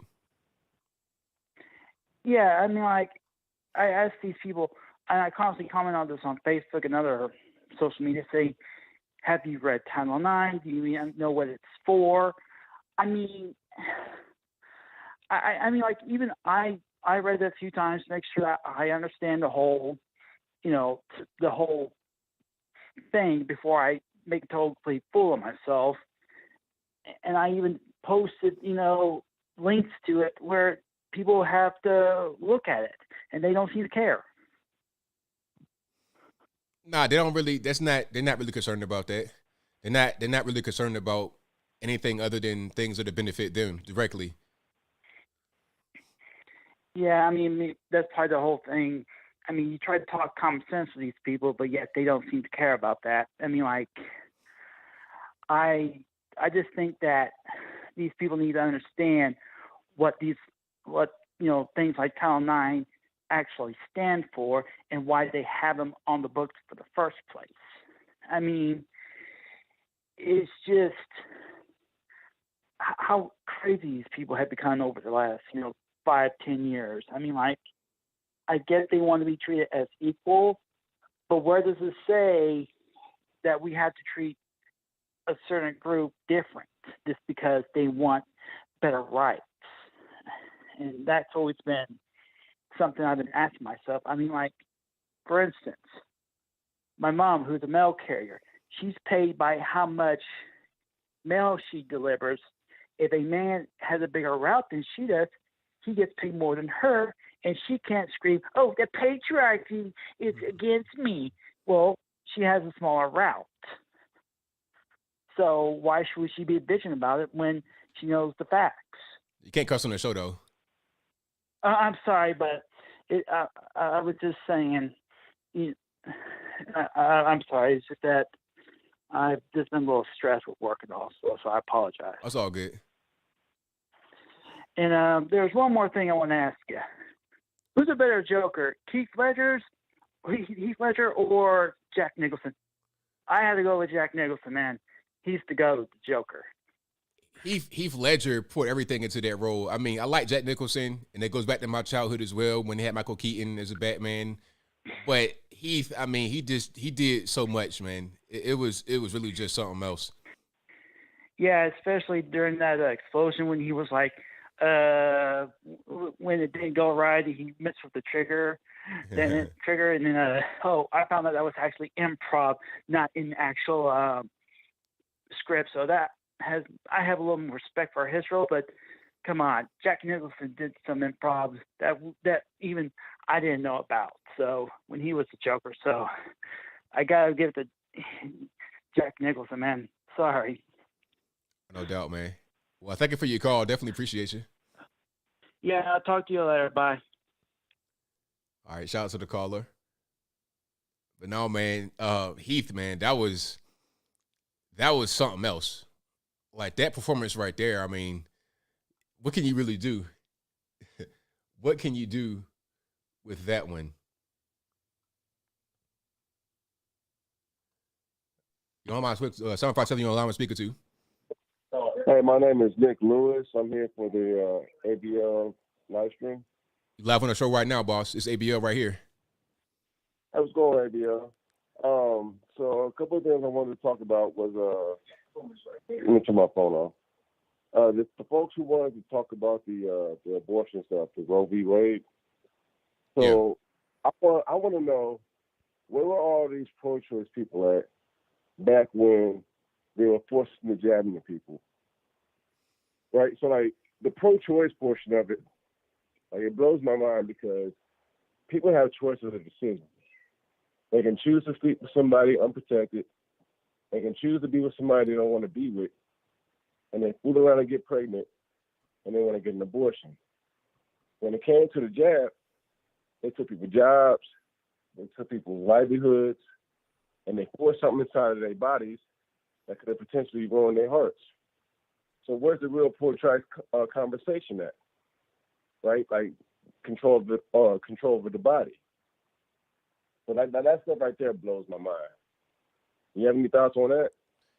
Yeah, it's really hypocritical because, like you said, where's the choice at now? Like, if you're going to be all in favor of, okay, my body, my choice, then it should be the same all the time, not just when it's convenient, you know, because I don't want to put this vax in my body. I should have that choice, but you don't want that choice to be available at that point because you're afraid for whatever the reason may be. But now when this one, you change up because it benefits. See, I don't like that. I'm just consistent. I just say things that make sense all the time, and it's not going to be changed depending upon the situation. But people on the other side typically don't think like that. They don't really have standards. All they got is double standards. Without that, they wouldn't have anything. That's pretty much how they operate. Agreed. And then another point that I have was going towards like what you were talking about, the guy, the Zelensky guy, like that total grift with the media. So like I'm in the military, right? And I've seen all kinds of stuff overseas, and I've seen so many things reported back here in the local media. And I remember I was a part of many top secret missions, and I see it reported on the media, and I'm like, it didn't happen like that. That didn't happen. And I didn't see any of these folks in Iraq flying overseas when things were very kinetic and we were shooting at each other and things were going down, coming out there, taking all of these pictures because it was a very dangerous place to be. Now, this Russia and Ukraine thing, like all this stuff is just recent. So I know 1,000%, like if it was a full-scale war, Ukraine would not have it under control to a point where you have a green zone or a safe spot for these folks, these dignitaries, to come out there and come visit. So it's like it's a complete grift, and they're going out here and they have this $40 billion package going overseas. Like you said, when we have all of these initiatives that need to be invested back in here at the house. Like gas is almost $5 a gallon. Diesel is almost $7 a gallon. Like you said, there's no doggone milk on the shelves. Never mind the fact that Bill Gates is going out there and trying to harvest, what was it, some artificial human milk thing to replace the formula shortage, whatnot. It's crazy. And Bill Gates has all of this farmland and stuff bought up. He's trying to buy up all the groundwater. This is insane, and nobody wants to sit back and call this stuff out. Thoughts? Yeah, man. I think a lot of that is by design because so many things they've already been in the works. It's already been happening in the background because they probably know that it's going to be a fruit shortage for whatever the reason may be, whether it's intentional or not. There's going to be a fruit shortage, and if there is, okay, now we have the synthetic option for you. Go ahead and buy that. They're getting that prepared right now, and people are starting to just hop on the bandwagon. Are we going to have artificial stuff? Okay, let me get a piece of that. Bill Gates, okay, let me get some of this farmland or all of it, whatever I can get to be prepared for that. So they're already getting ready for it, and a lot of times the general public, we're kept in the dark until it's already here, and it's too late to really try to fight against it. And then, and we got the FDA, who's supposed to be this governing body, right? Government. And they sit back and they tell you that, the shot is good within a couple of months.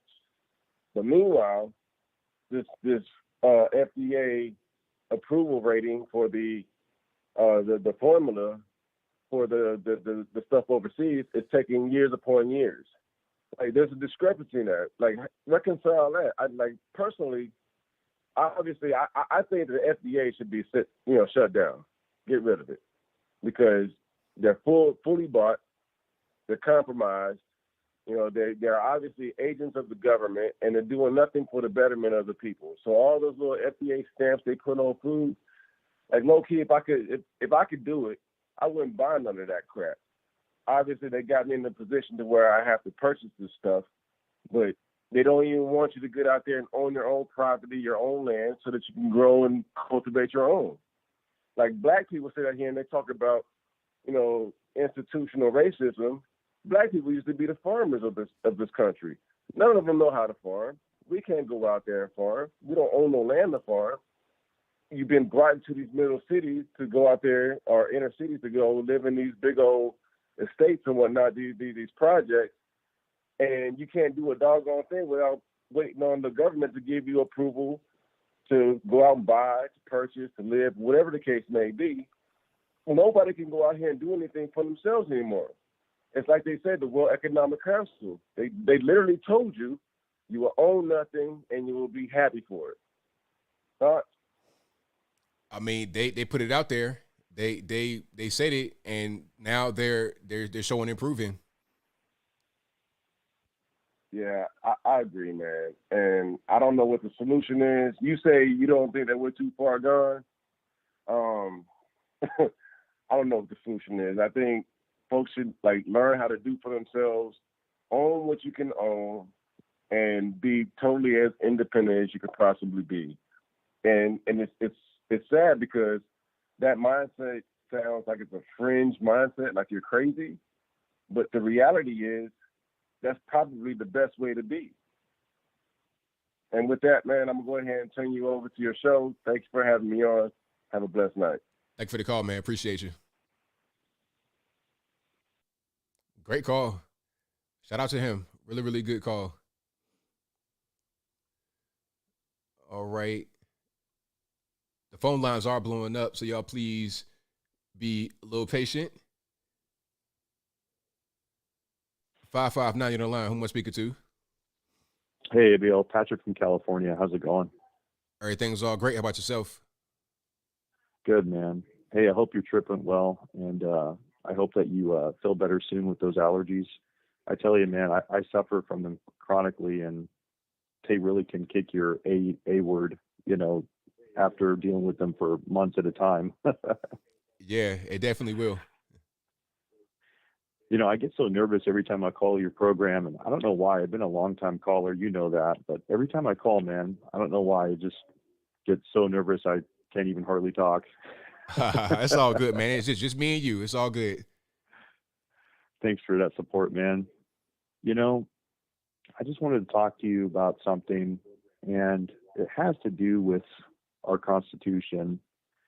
And do you think the biggest problem and the most damage that has happened to our country since time memorial was electing politicians to go to Washington, D.C., into Congress, and interpret and amend the Constitution from which it was originally drafted and framed by our founding fathers, who intended it to be read and interpreted literally word for word?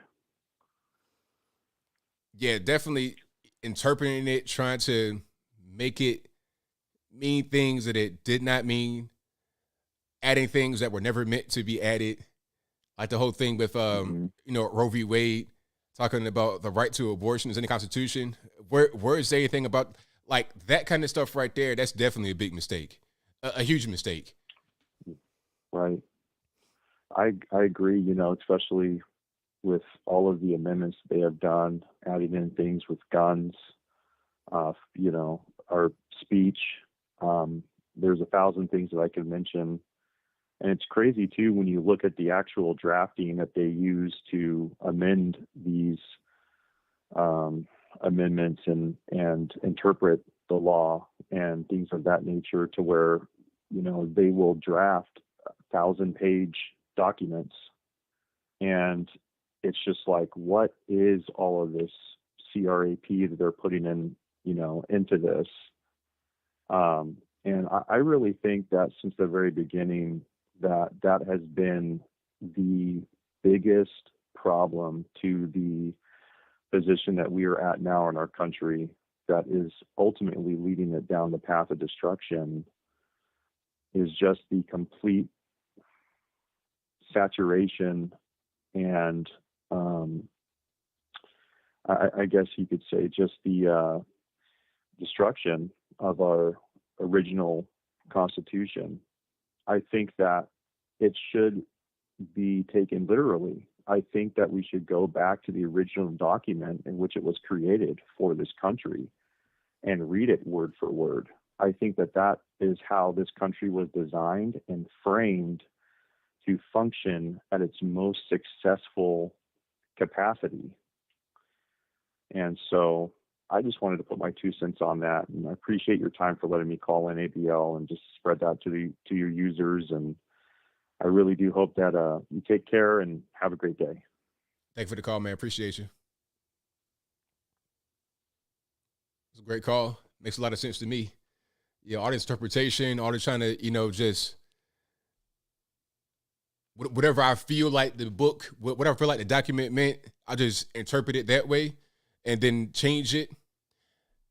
The Second Amendment, trying to, that was a very good call. 570, you're on the line. Who am I speaking to? This is Sarah.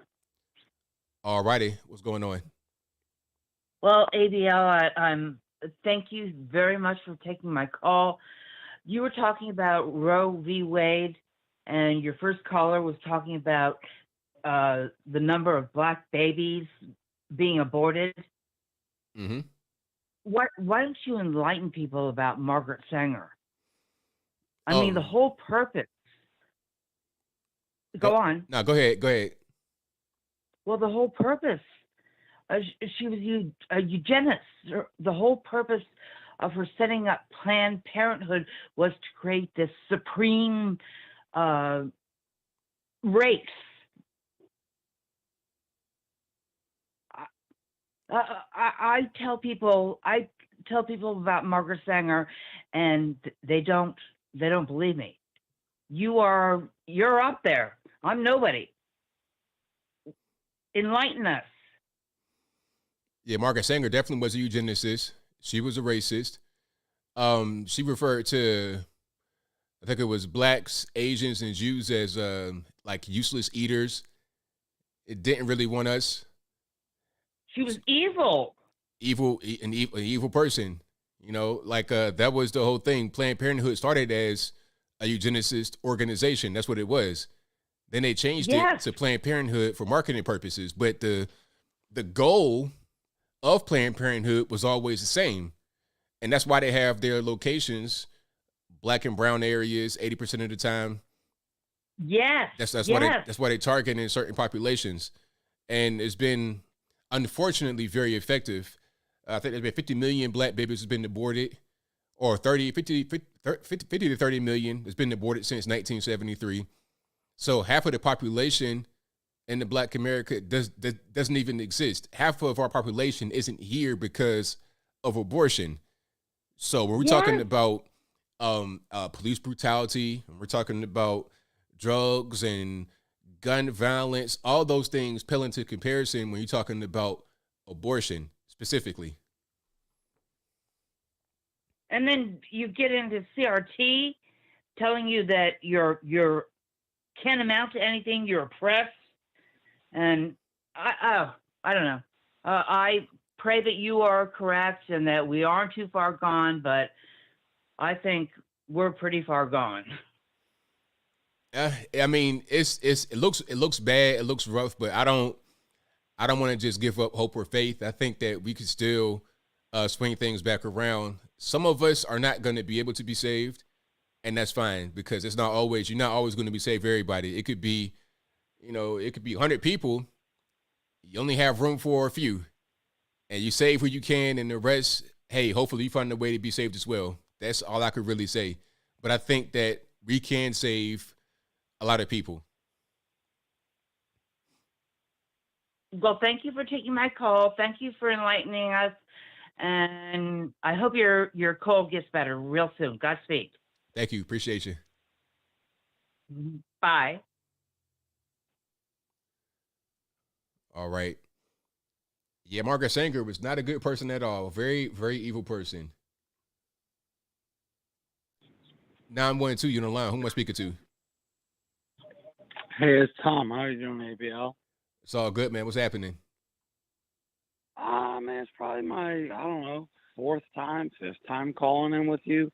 I feel like a lot of times, even like the last couple callers, like people get excited. So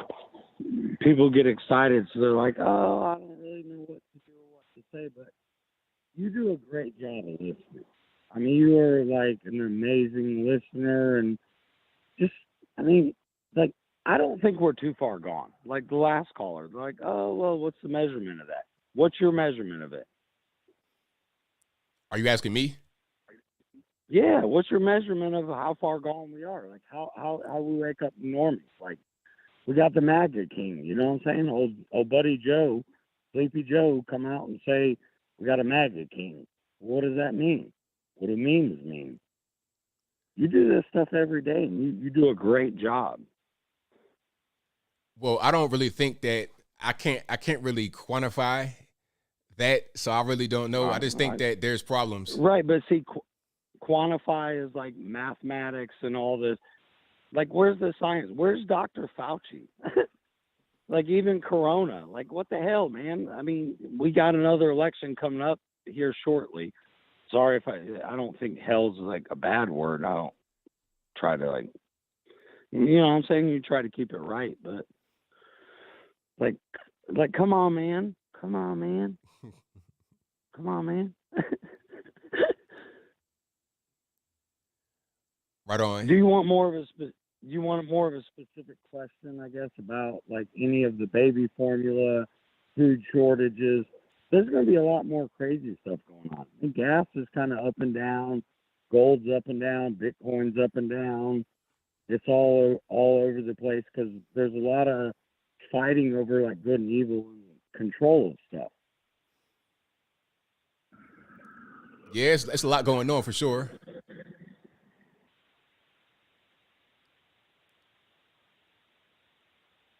I mean, I want to like hear you talk a little bit more. Like I can ask a specific question. But well, I mean, like, okay, so I talk for like the first hour and a half, but then when I bring in the calls, it's your turn to talk or ask me questions. That's the whole point of the call-in show. So, okay, so what do you think about gold, Bitcoin? Like I scrap, so I do like copper and aluminum AC units. So the price of copper just dropped $1 in the last like couple of weeks, and that was a major drop. It was up to about $4 for copper, and then it went down to like $3 and below. And you know what I'm saying? It's not gold or silver, but like the prices of everything. I don't do stock markets, but the prices and values of stuff is crazy. Inflation's crazy. It's crazy. Bitcoin's down. You got Elon Musk and Twitter, and it's all over the place. And you research all of this stuff all the time, and you know what's up with stuff, but like just prices and values and money and inflation. Does that kind of give you something to say something about? I'm gonna just say this, and I got more calls I'm gonna get to.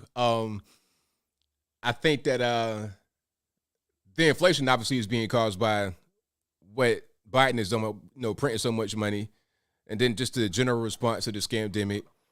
That's really it. Now, as far as all the crypto, all that, that's not really in my opinion anyway. But any kind of stock market, any kind of fluctuation in the stock market, that's because of a lot of different factors. Inflation could be part of it. The supply chain shortages, all the virus restrictions worldwide could be part of it as well. Just there's a lot of bad policy in a nation creates a domino effect that can definitely impact the stock market. But thank you for the call, man. I definitely appreciate you. All right, thank you, ABL. All right.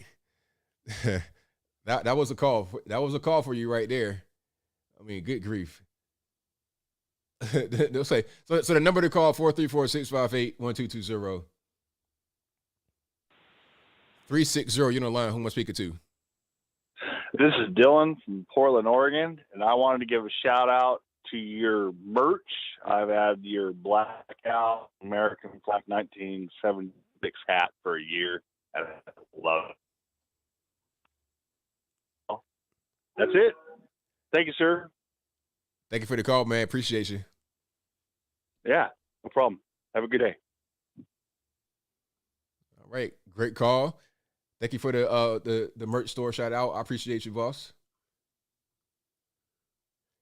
And let's go 203. You're on the line. Who am I speaking to? ABL. Yes. Is it ABL? Yes, it is. Oh man, there must be a delay because I'm mid watching you over here. Yeah, there's a delay. Hold on, let me lower down the TV. Hey, I called you last week. Me and my crazy wife. Okay. Well, glad you came back. Yeah. So check this out. Son for Ivan, the guy who called before. When Biden became the DNC nominee, on Facebook, there were ads to donate for him.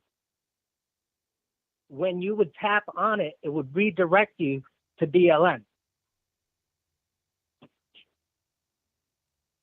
So say that one more time for me.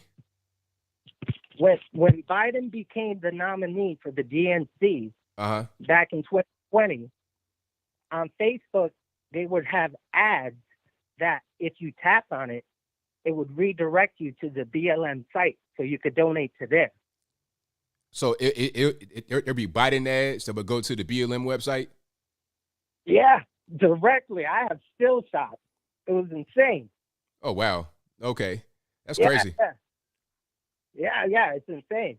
Another thing I wanted to talk about it kind of ties in a couple of stuff here, but something that I noticed was with Elon Musk and the Twitter stuff, right? I think a part of the reason why they came up with this Ministry of Truth is because obviously they have their hands way up there. I mean, Nancy Pelosi, Mitt Romney, John Kerry, you name it. They're all up in there. And I personally think that they've been money laundering there, obviously, AKA laptop. But what I find interesting is that they try to attack Elon Musk, but here's the weird thing. I don't know if you know this, but Elon Musk has actually been assisting the United States,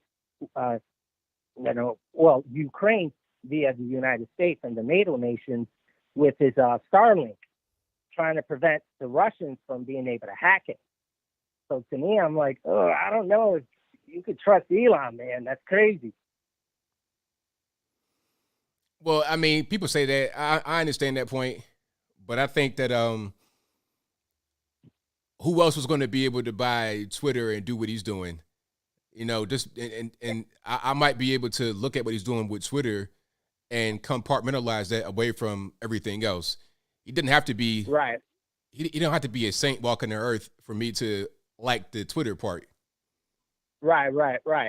Well, I'm just saying, like, how deep in the rabbit hole, or is he invested? Because you got to think way back when Trump was in office as well, and he also had doing the sixth branch of the military for the U.S., which is the Space Force, and he also was kicking back and helping out Elon Musk. So simultaneously, you could almost say like Starlink is the seventh branch of the military. I would say that only because, A, he's helping out in Ukraine, with kind of blocking the Russians with this. And I'm like, there's a lot of foul play. Plus, let me add one other little tidbit here. I don't know if you're aware, but Trump, this is the weird connection. Trump, I believe it was his uncle, was the one who, with the FBI, came in and took Nikola Tesla's research, and then he became the head of the department. He was also from MIT. So I find that weird that you have Elon Musk now being the CEO of Tesla, and then you have simultaneously let's say one branch of the military for the Space Force, and then him helping out Elon Musk with the Starlink. It's a rabbit hole, man. I'm sorry. Okay. But anyways, I hope you feel better, man. I really appreciate your content. And hopefully I can get some money soon so I can send some donations your way. Well, thank you for the call, man. Definitely appreciate you. No problem. Have a great night. Same to you. Bye. All right. Let's go ahead and go to... Hold on 1 second here. Y'all please bear with me because the phone lines are jam-packed.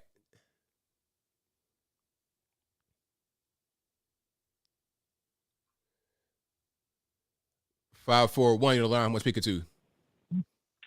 Hi, ABL. This is Jeffrey from Southern Oregon. I'm just calling about the inflation that's going on right now and all the mess that's going on. But my main thing is I was born and raised in the Bay Area, San Mateo City, and I moved up here in '93 because I saw what was going on pretty much with the guns and everything down in California. It never used to be that way when I was a kid. But anyway, the OPEC embargo back in the day, when it was license plates, you had even or odd, and the gas situation was pretty bad because the lines were huge. I was riding a bicycle at the time, and I went and put quarters in the machine. I can't remember if quarters or dimes to kick out the San Francisco Chronicle because that's how you got your news back in the day besides TV. And then I'd buy donuts and go to the lines and sell them and make money.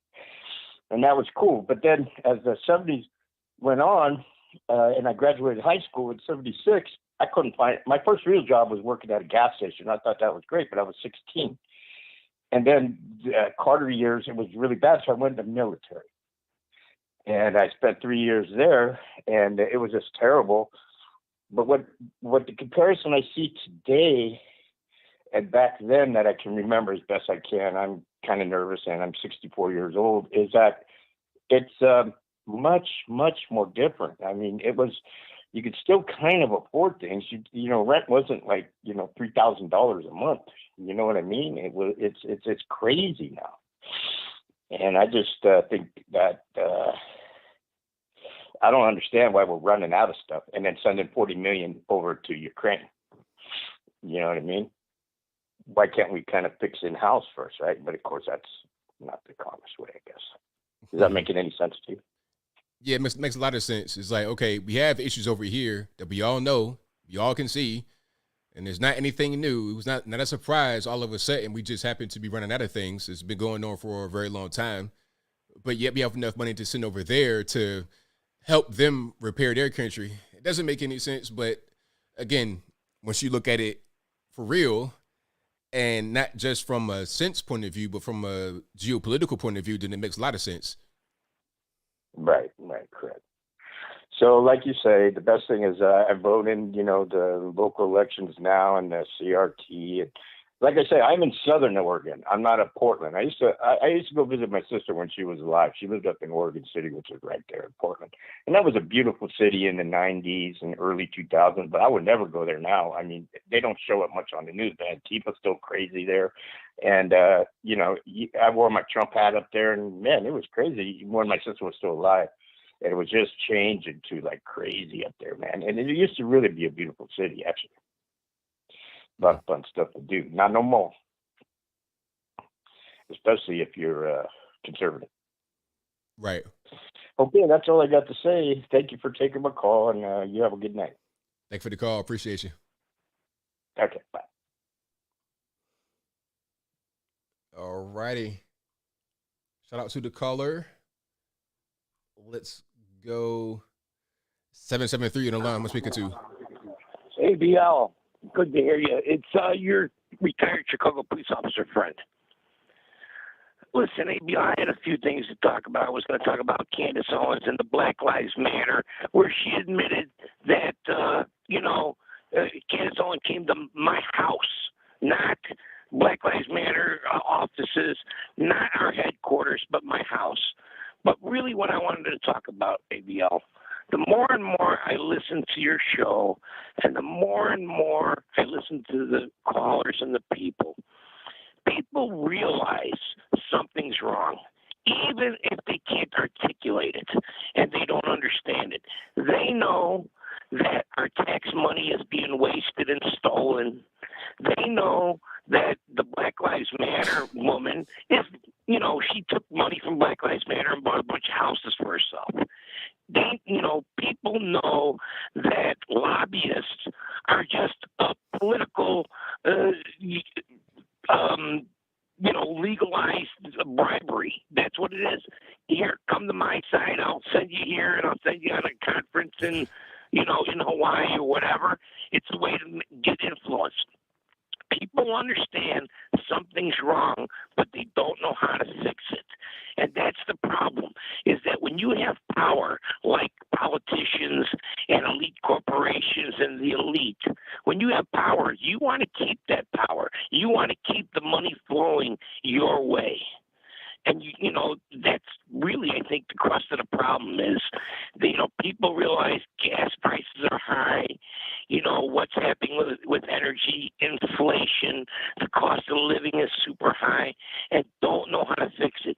We need to go back to having, practicality and common sense in our courts, in our policing, in our government.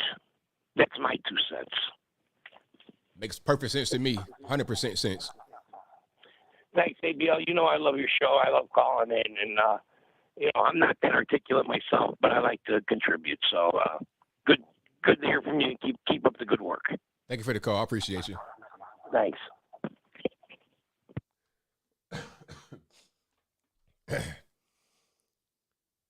Great call.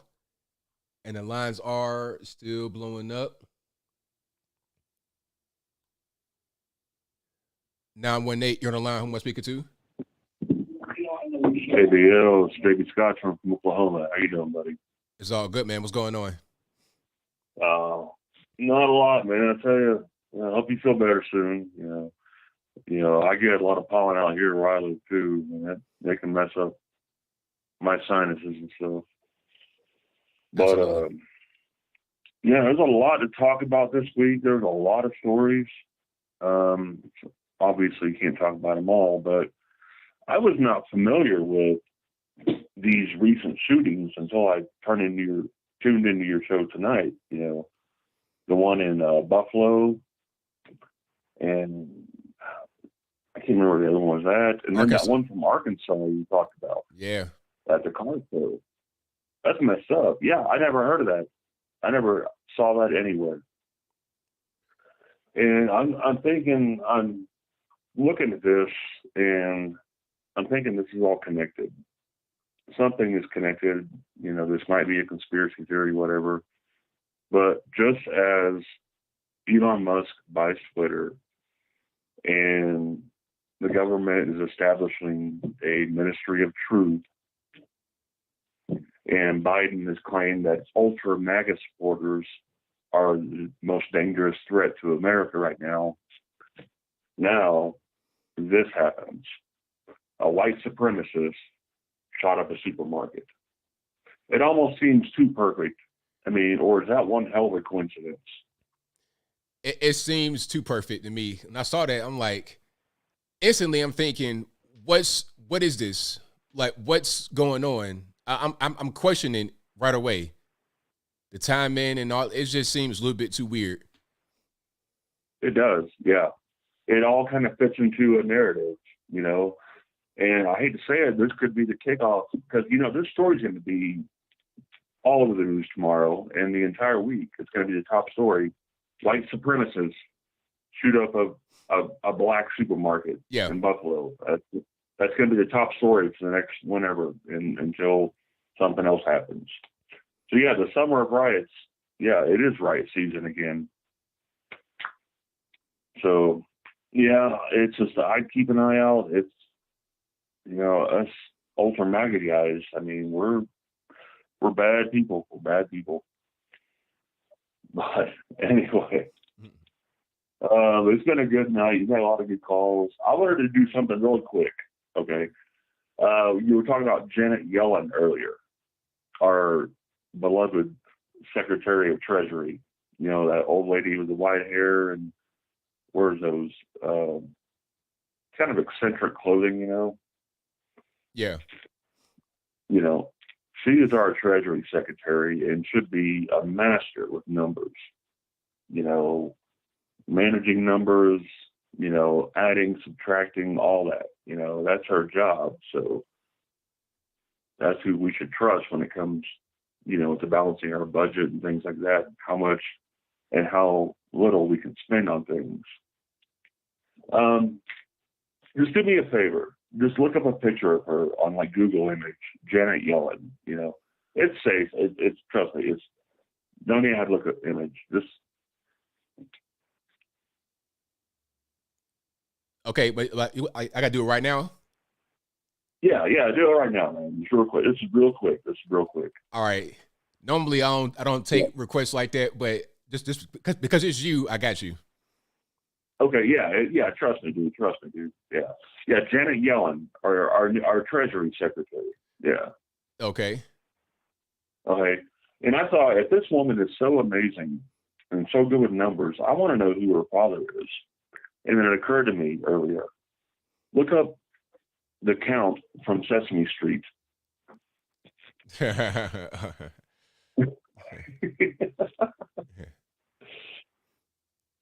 Well, there you have it. We could put two and two together. Yep. You know, somebody been, you know, hey, my mama was Rolling Stone too. Yeah. So that, I don't know. I thought that was funny. You know, maybe that could be a meme to someone. But yeah. Anyway, all right, buddy. Thanks for doing your thing and just keep on doing it. All right. Thank you for the call, man. Appreciate you. All right. Have a good night, man. All right. Shout out to the caller. And the number to call is 434-658-1220. Not the Quaker Oats guy. Y'all are wild. Y'all are wild. 860, you know, line. Who am I speaking to? Hey, Bill, it's Uppity Ranger Xbox, buddy. How you doing? It's all good, man. Can't complain. How about yourself? Oh, there's a lot to complain about, but what good is it going to do? Nobody's going to listen to me except you. Anyhow, man, I've been reading the comments, and some of these people are right on the ball. You know, with before I start, I want to say I hope you get better soon, and you know, you may have to bite the bullet and take some tussin, because tussin will fix everything. You know that. That's right. Your mom was right. Good mom, and the Vicks Vapor Rub. But hope you feel better soon, brother. And can I say something to Ivan, the Latino that called earlier? Go ahead. Gracias. Senor, you're not a very smart Latino. Let me explain to you. You take your butt to Cuba. You go learn on-the-job training, because you cannot learn from a book. After a couple of years in Cuba, you find out everything you need to know about being a socialist. You understand? Comprende? Gracias. That's all I had to say to him. But my friend Miguel, he's Cuban. I love that guy. He actually said, they are not Cuban. I am a Cuban. I come from Cuba. They're born in Miami. They dump all over America. They have no appreciation for what they got. Because you do not judge a government by how the people at the top are living. People at the top are always going to be living good. You judge a government how the people at the bottom are living. Yeah. And let me tell you something. Here in America, our poorest of the poor are living like kings compared to some of the people in Africa, Asia, South America. You know, and all these people that don't, see, I'm stuck in this. Forgive me for this hellhole, Connecticut. You talk to somebody here about common sense issues, and their eyes glaze over, and they start repeating Rachel Maddow. And my experience in the Army is this is nothing more than psyops. Everything from the virus to creating panic, because just a few days ago, Bill Gates said, oh, you know, it was only deadly to the elderly. Okay, so why did 5 Democrat governors deliberately sign executive orders forcing infected people into nursing homes? Oh, do you think it might have been possibly to drive up the death numbers to scare everybody into staying at home and allow mail-in voting to steal an election? I don't know, but with all the food processing plants, 12 so far being destroyed, I don't believe in coincidences. 1 or 2, yeah. It's like me and drinking and driving. I quit drinking 33 years ago. And to the other caller, drugs are bad, okay? Shout out to South Park. But, you know, I think it was 1967 and 1968. I'm watching TV in a break between the Vietnam War. And I heard this little snippet that Congress decided to borrow money from Social Security. And I was only 7 or 8 years old. And I realized how wrong that was. And that's when this all started. And I've been watching our government like a hawk. And a lot of people don't get it when Trump said we need to pay a flat tax. Your taxes should not be any bigger than a postcard. The reason why the rich get up in arms, oh, God, they get up in arms. Oh, that wouldn't be fair to the poor people. It wouldn't be fair to the poor people. They tax us at a 70% rate, but they give them an 80% rate deductions. That's why that tax bill's 14,000 pages long. My parrot's in the background shaking her head going, yeah. But smart bird. But anyway, the baby formula, the food. Right now, farmers can't afford fertilizer. Fertilizer is produced in Florida, Louisiana, and Ukraine. Farmers can't afford the diesel to plow their fields. This is going to hurt. You think baby formula is bad to find now? It's going to food, regular food this coming winter. And I'm going to close with this, brother.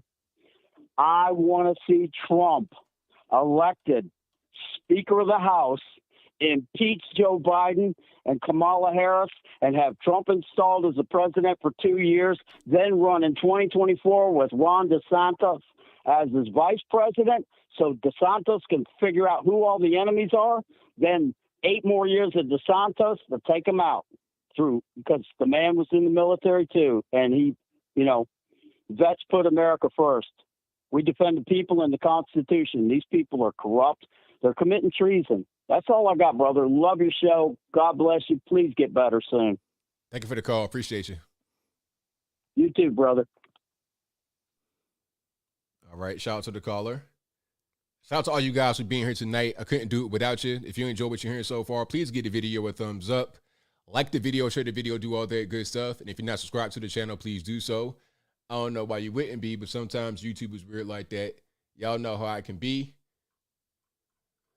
All right. And let's go to 301. You're on the line. Who am I speaking to? How you doing, ABL? This is I'm gonna just say Trey, calling from Maryland. Gave you a call a couple of months ago. I was the one that had called you, told you how I had pretty much just been, slowly explaining things, to my family, and they slowly switched away from this, I'm gonna say Democratic mind virus. But it's crazy because, some of them pulled back and went, you see the gas just went back down, and I was like, okay, that's temporary. I'm telling you, it's temporary.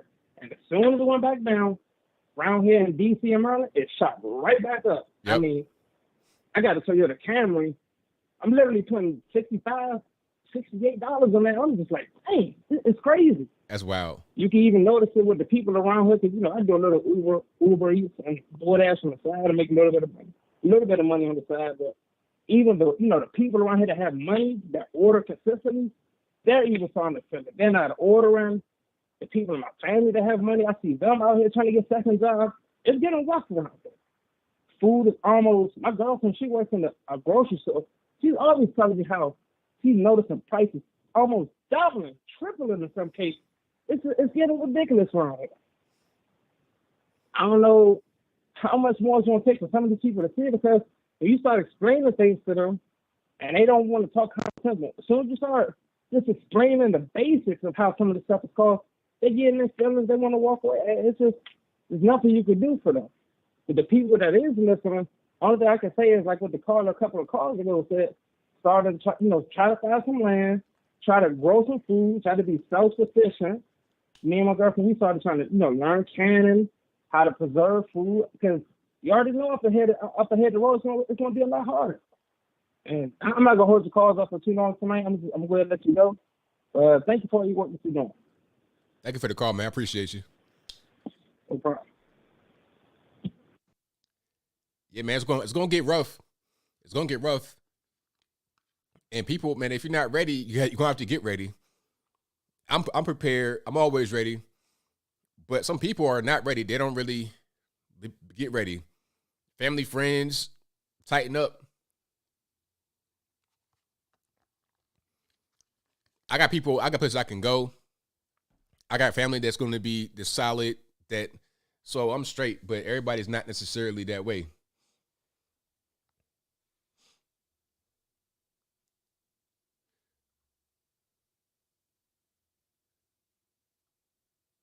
(216) on the line. Who am I speaking to? 216. Hello. Oh, hello. Is this Anthony? Yes, it is. Somebody down in the background for me, please. Oh, sorry. I was listening to your video and I didn't realize I was still calling. All right. My name is Aaron. I'm from Southern Tier, New York. I think we can agree that Twitter and TikTok has exposed a lot of unstable and radical people. When I Google my question, I get a bunch of articles mostly written by like leftist viewpoints, and I haven't really found any definitive answers. So my question for you is, how can we tell how many radical leftists there really are?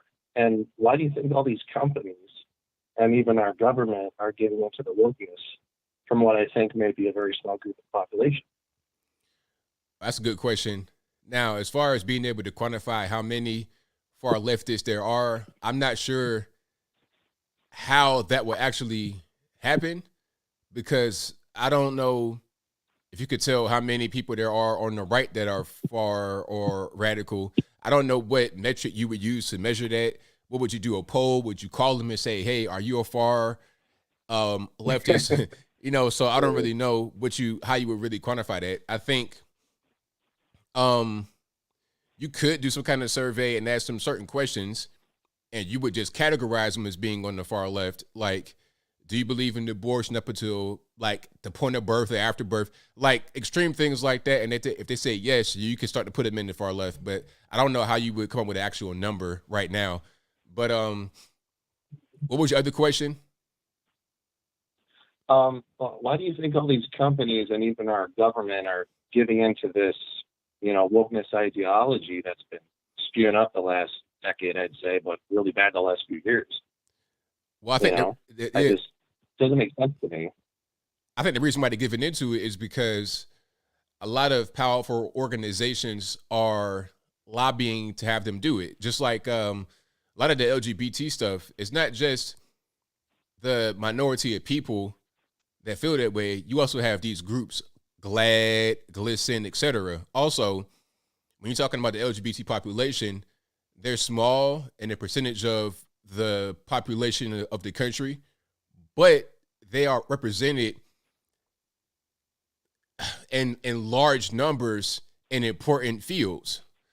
Prime example, I think half of the entertainment industry is LGBT, at least, especially like Hollywood, LA. Half of that is LGBT.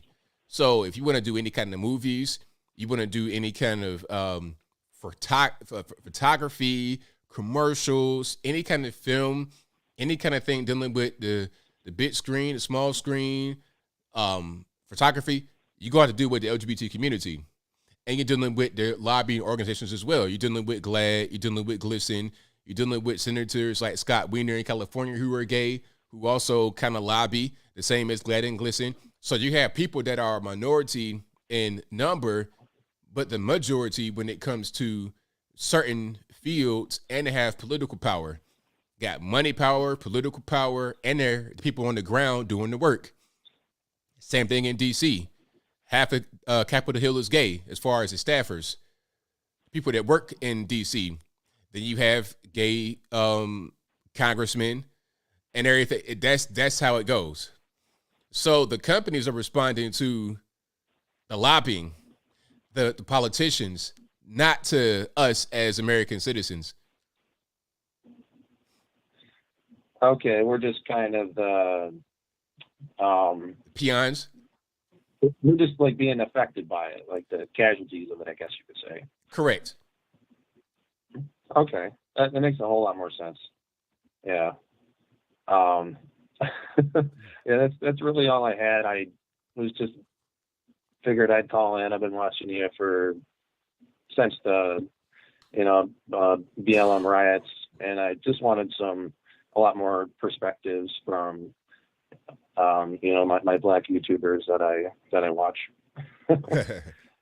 So I definitely appreciate all the dedication that you do and all the research.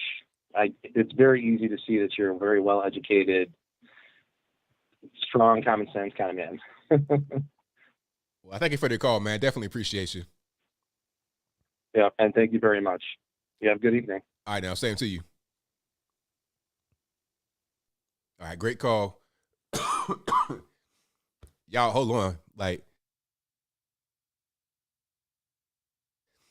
I was doing good with no coughing for like almost the whole show. And then the cough was like, you know what I'm going to do? I'm going to come right back at the end just to let everybody know I'm still there. Because right when the calls started coming in, I was talking less. So then the cough kind of like, it went over there for a while. But right at the end, the cough was like, no, we going to show our face. Okay. So I think it's time for me to go ahead and roll it because now I'm starting to feel it come back. But thank y'all. You guys have been the best audience anywhere in the world. I couldn't do this without y'all. If you couldn't get on tonight, I'm sorry. It's not my fault. Blame the cough and blame the white man. But I'll be back live again on Wednesday. I feel okay. I'm just like super hot. No pun intended. It's like 1,000 degrees in here, and I got a cough. But that's it. When I first came back from Virginia and I came into this pollen, this dust bowl, man, it was nuts. But I feel much better. I just got rid of my cough and then we'll be good to go. I don't have no bug. I don't have none of that crap you talking about. I hate that. I don't like people say stuff like that. You got to be positive. You know, be uplifting. You see your favorite YouTuber coughing. Oh, is he dead? Don't do that. Uplift me. But anyway, I got super chats on deck. I'm going to read right quick, and then I'm going to wrap it on up, put the bow on top. Thank y'all for being here. Shout out to the mods for doing what you do all the time. I couldn't do it without y'all. But I need to go ahead and roll out here in a minute. Thank you to the illustrious dude who says, confirm that BLM statement is rejected in super chats. Thank you to Gregory Gordon who says, if white people did to black people what P-Color did to black people, they would be more vocal about it. Y'all out here about crickets. I don't know anything about that. Thank you to Hail Mary who says, ABL finally got some money to share. I've been waiting for this day. Well, thank you for that. I appreciate you. Thank you to Matt who says, BLM is a new Jim Crow. Thank you to Chet for your donation. Thank you to Kathy for the generous donation who says, thank you. Thank you. Thank you to Ape Gorillo who says, ABL, what are your thoughts on ectopic pregnancies? Is abortion justified in those cases? I never hear pro-lifers cover this topic. Well, it depends on the situation. Is that gonna cause the baby? Is that gonna cause the life of the mother to be in jeopardy or to cease? Like, I don't know how that will actually happen.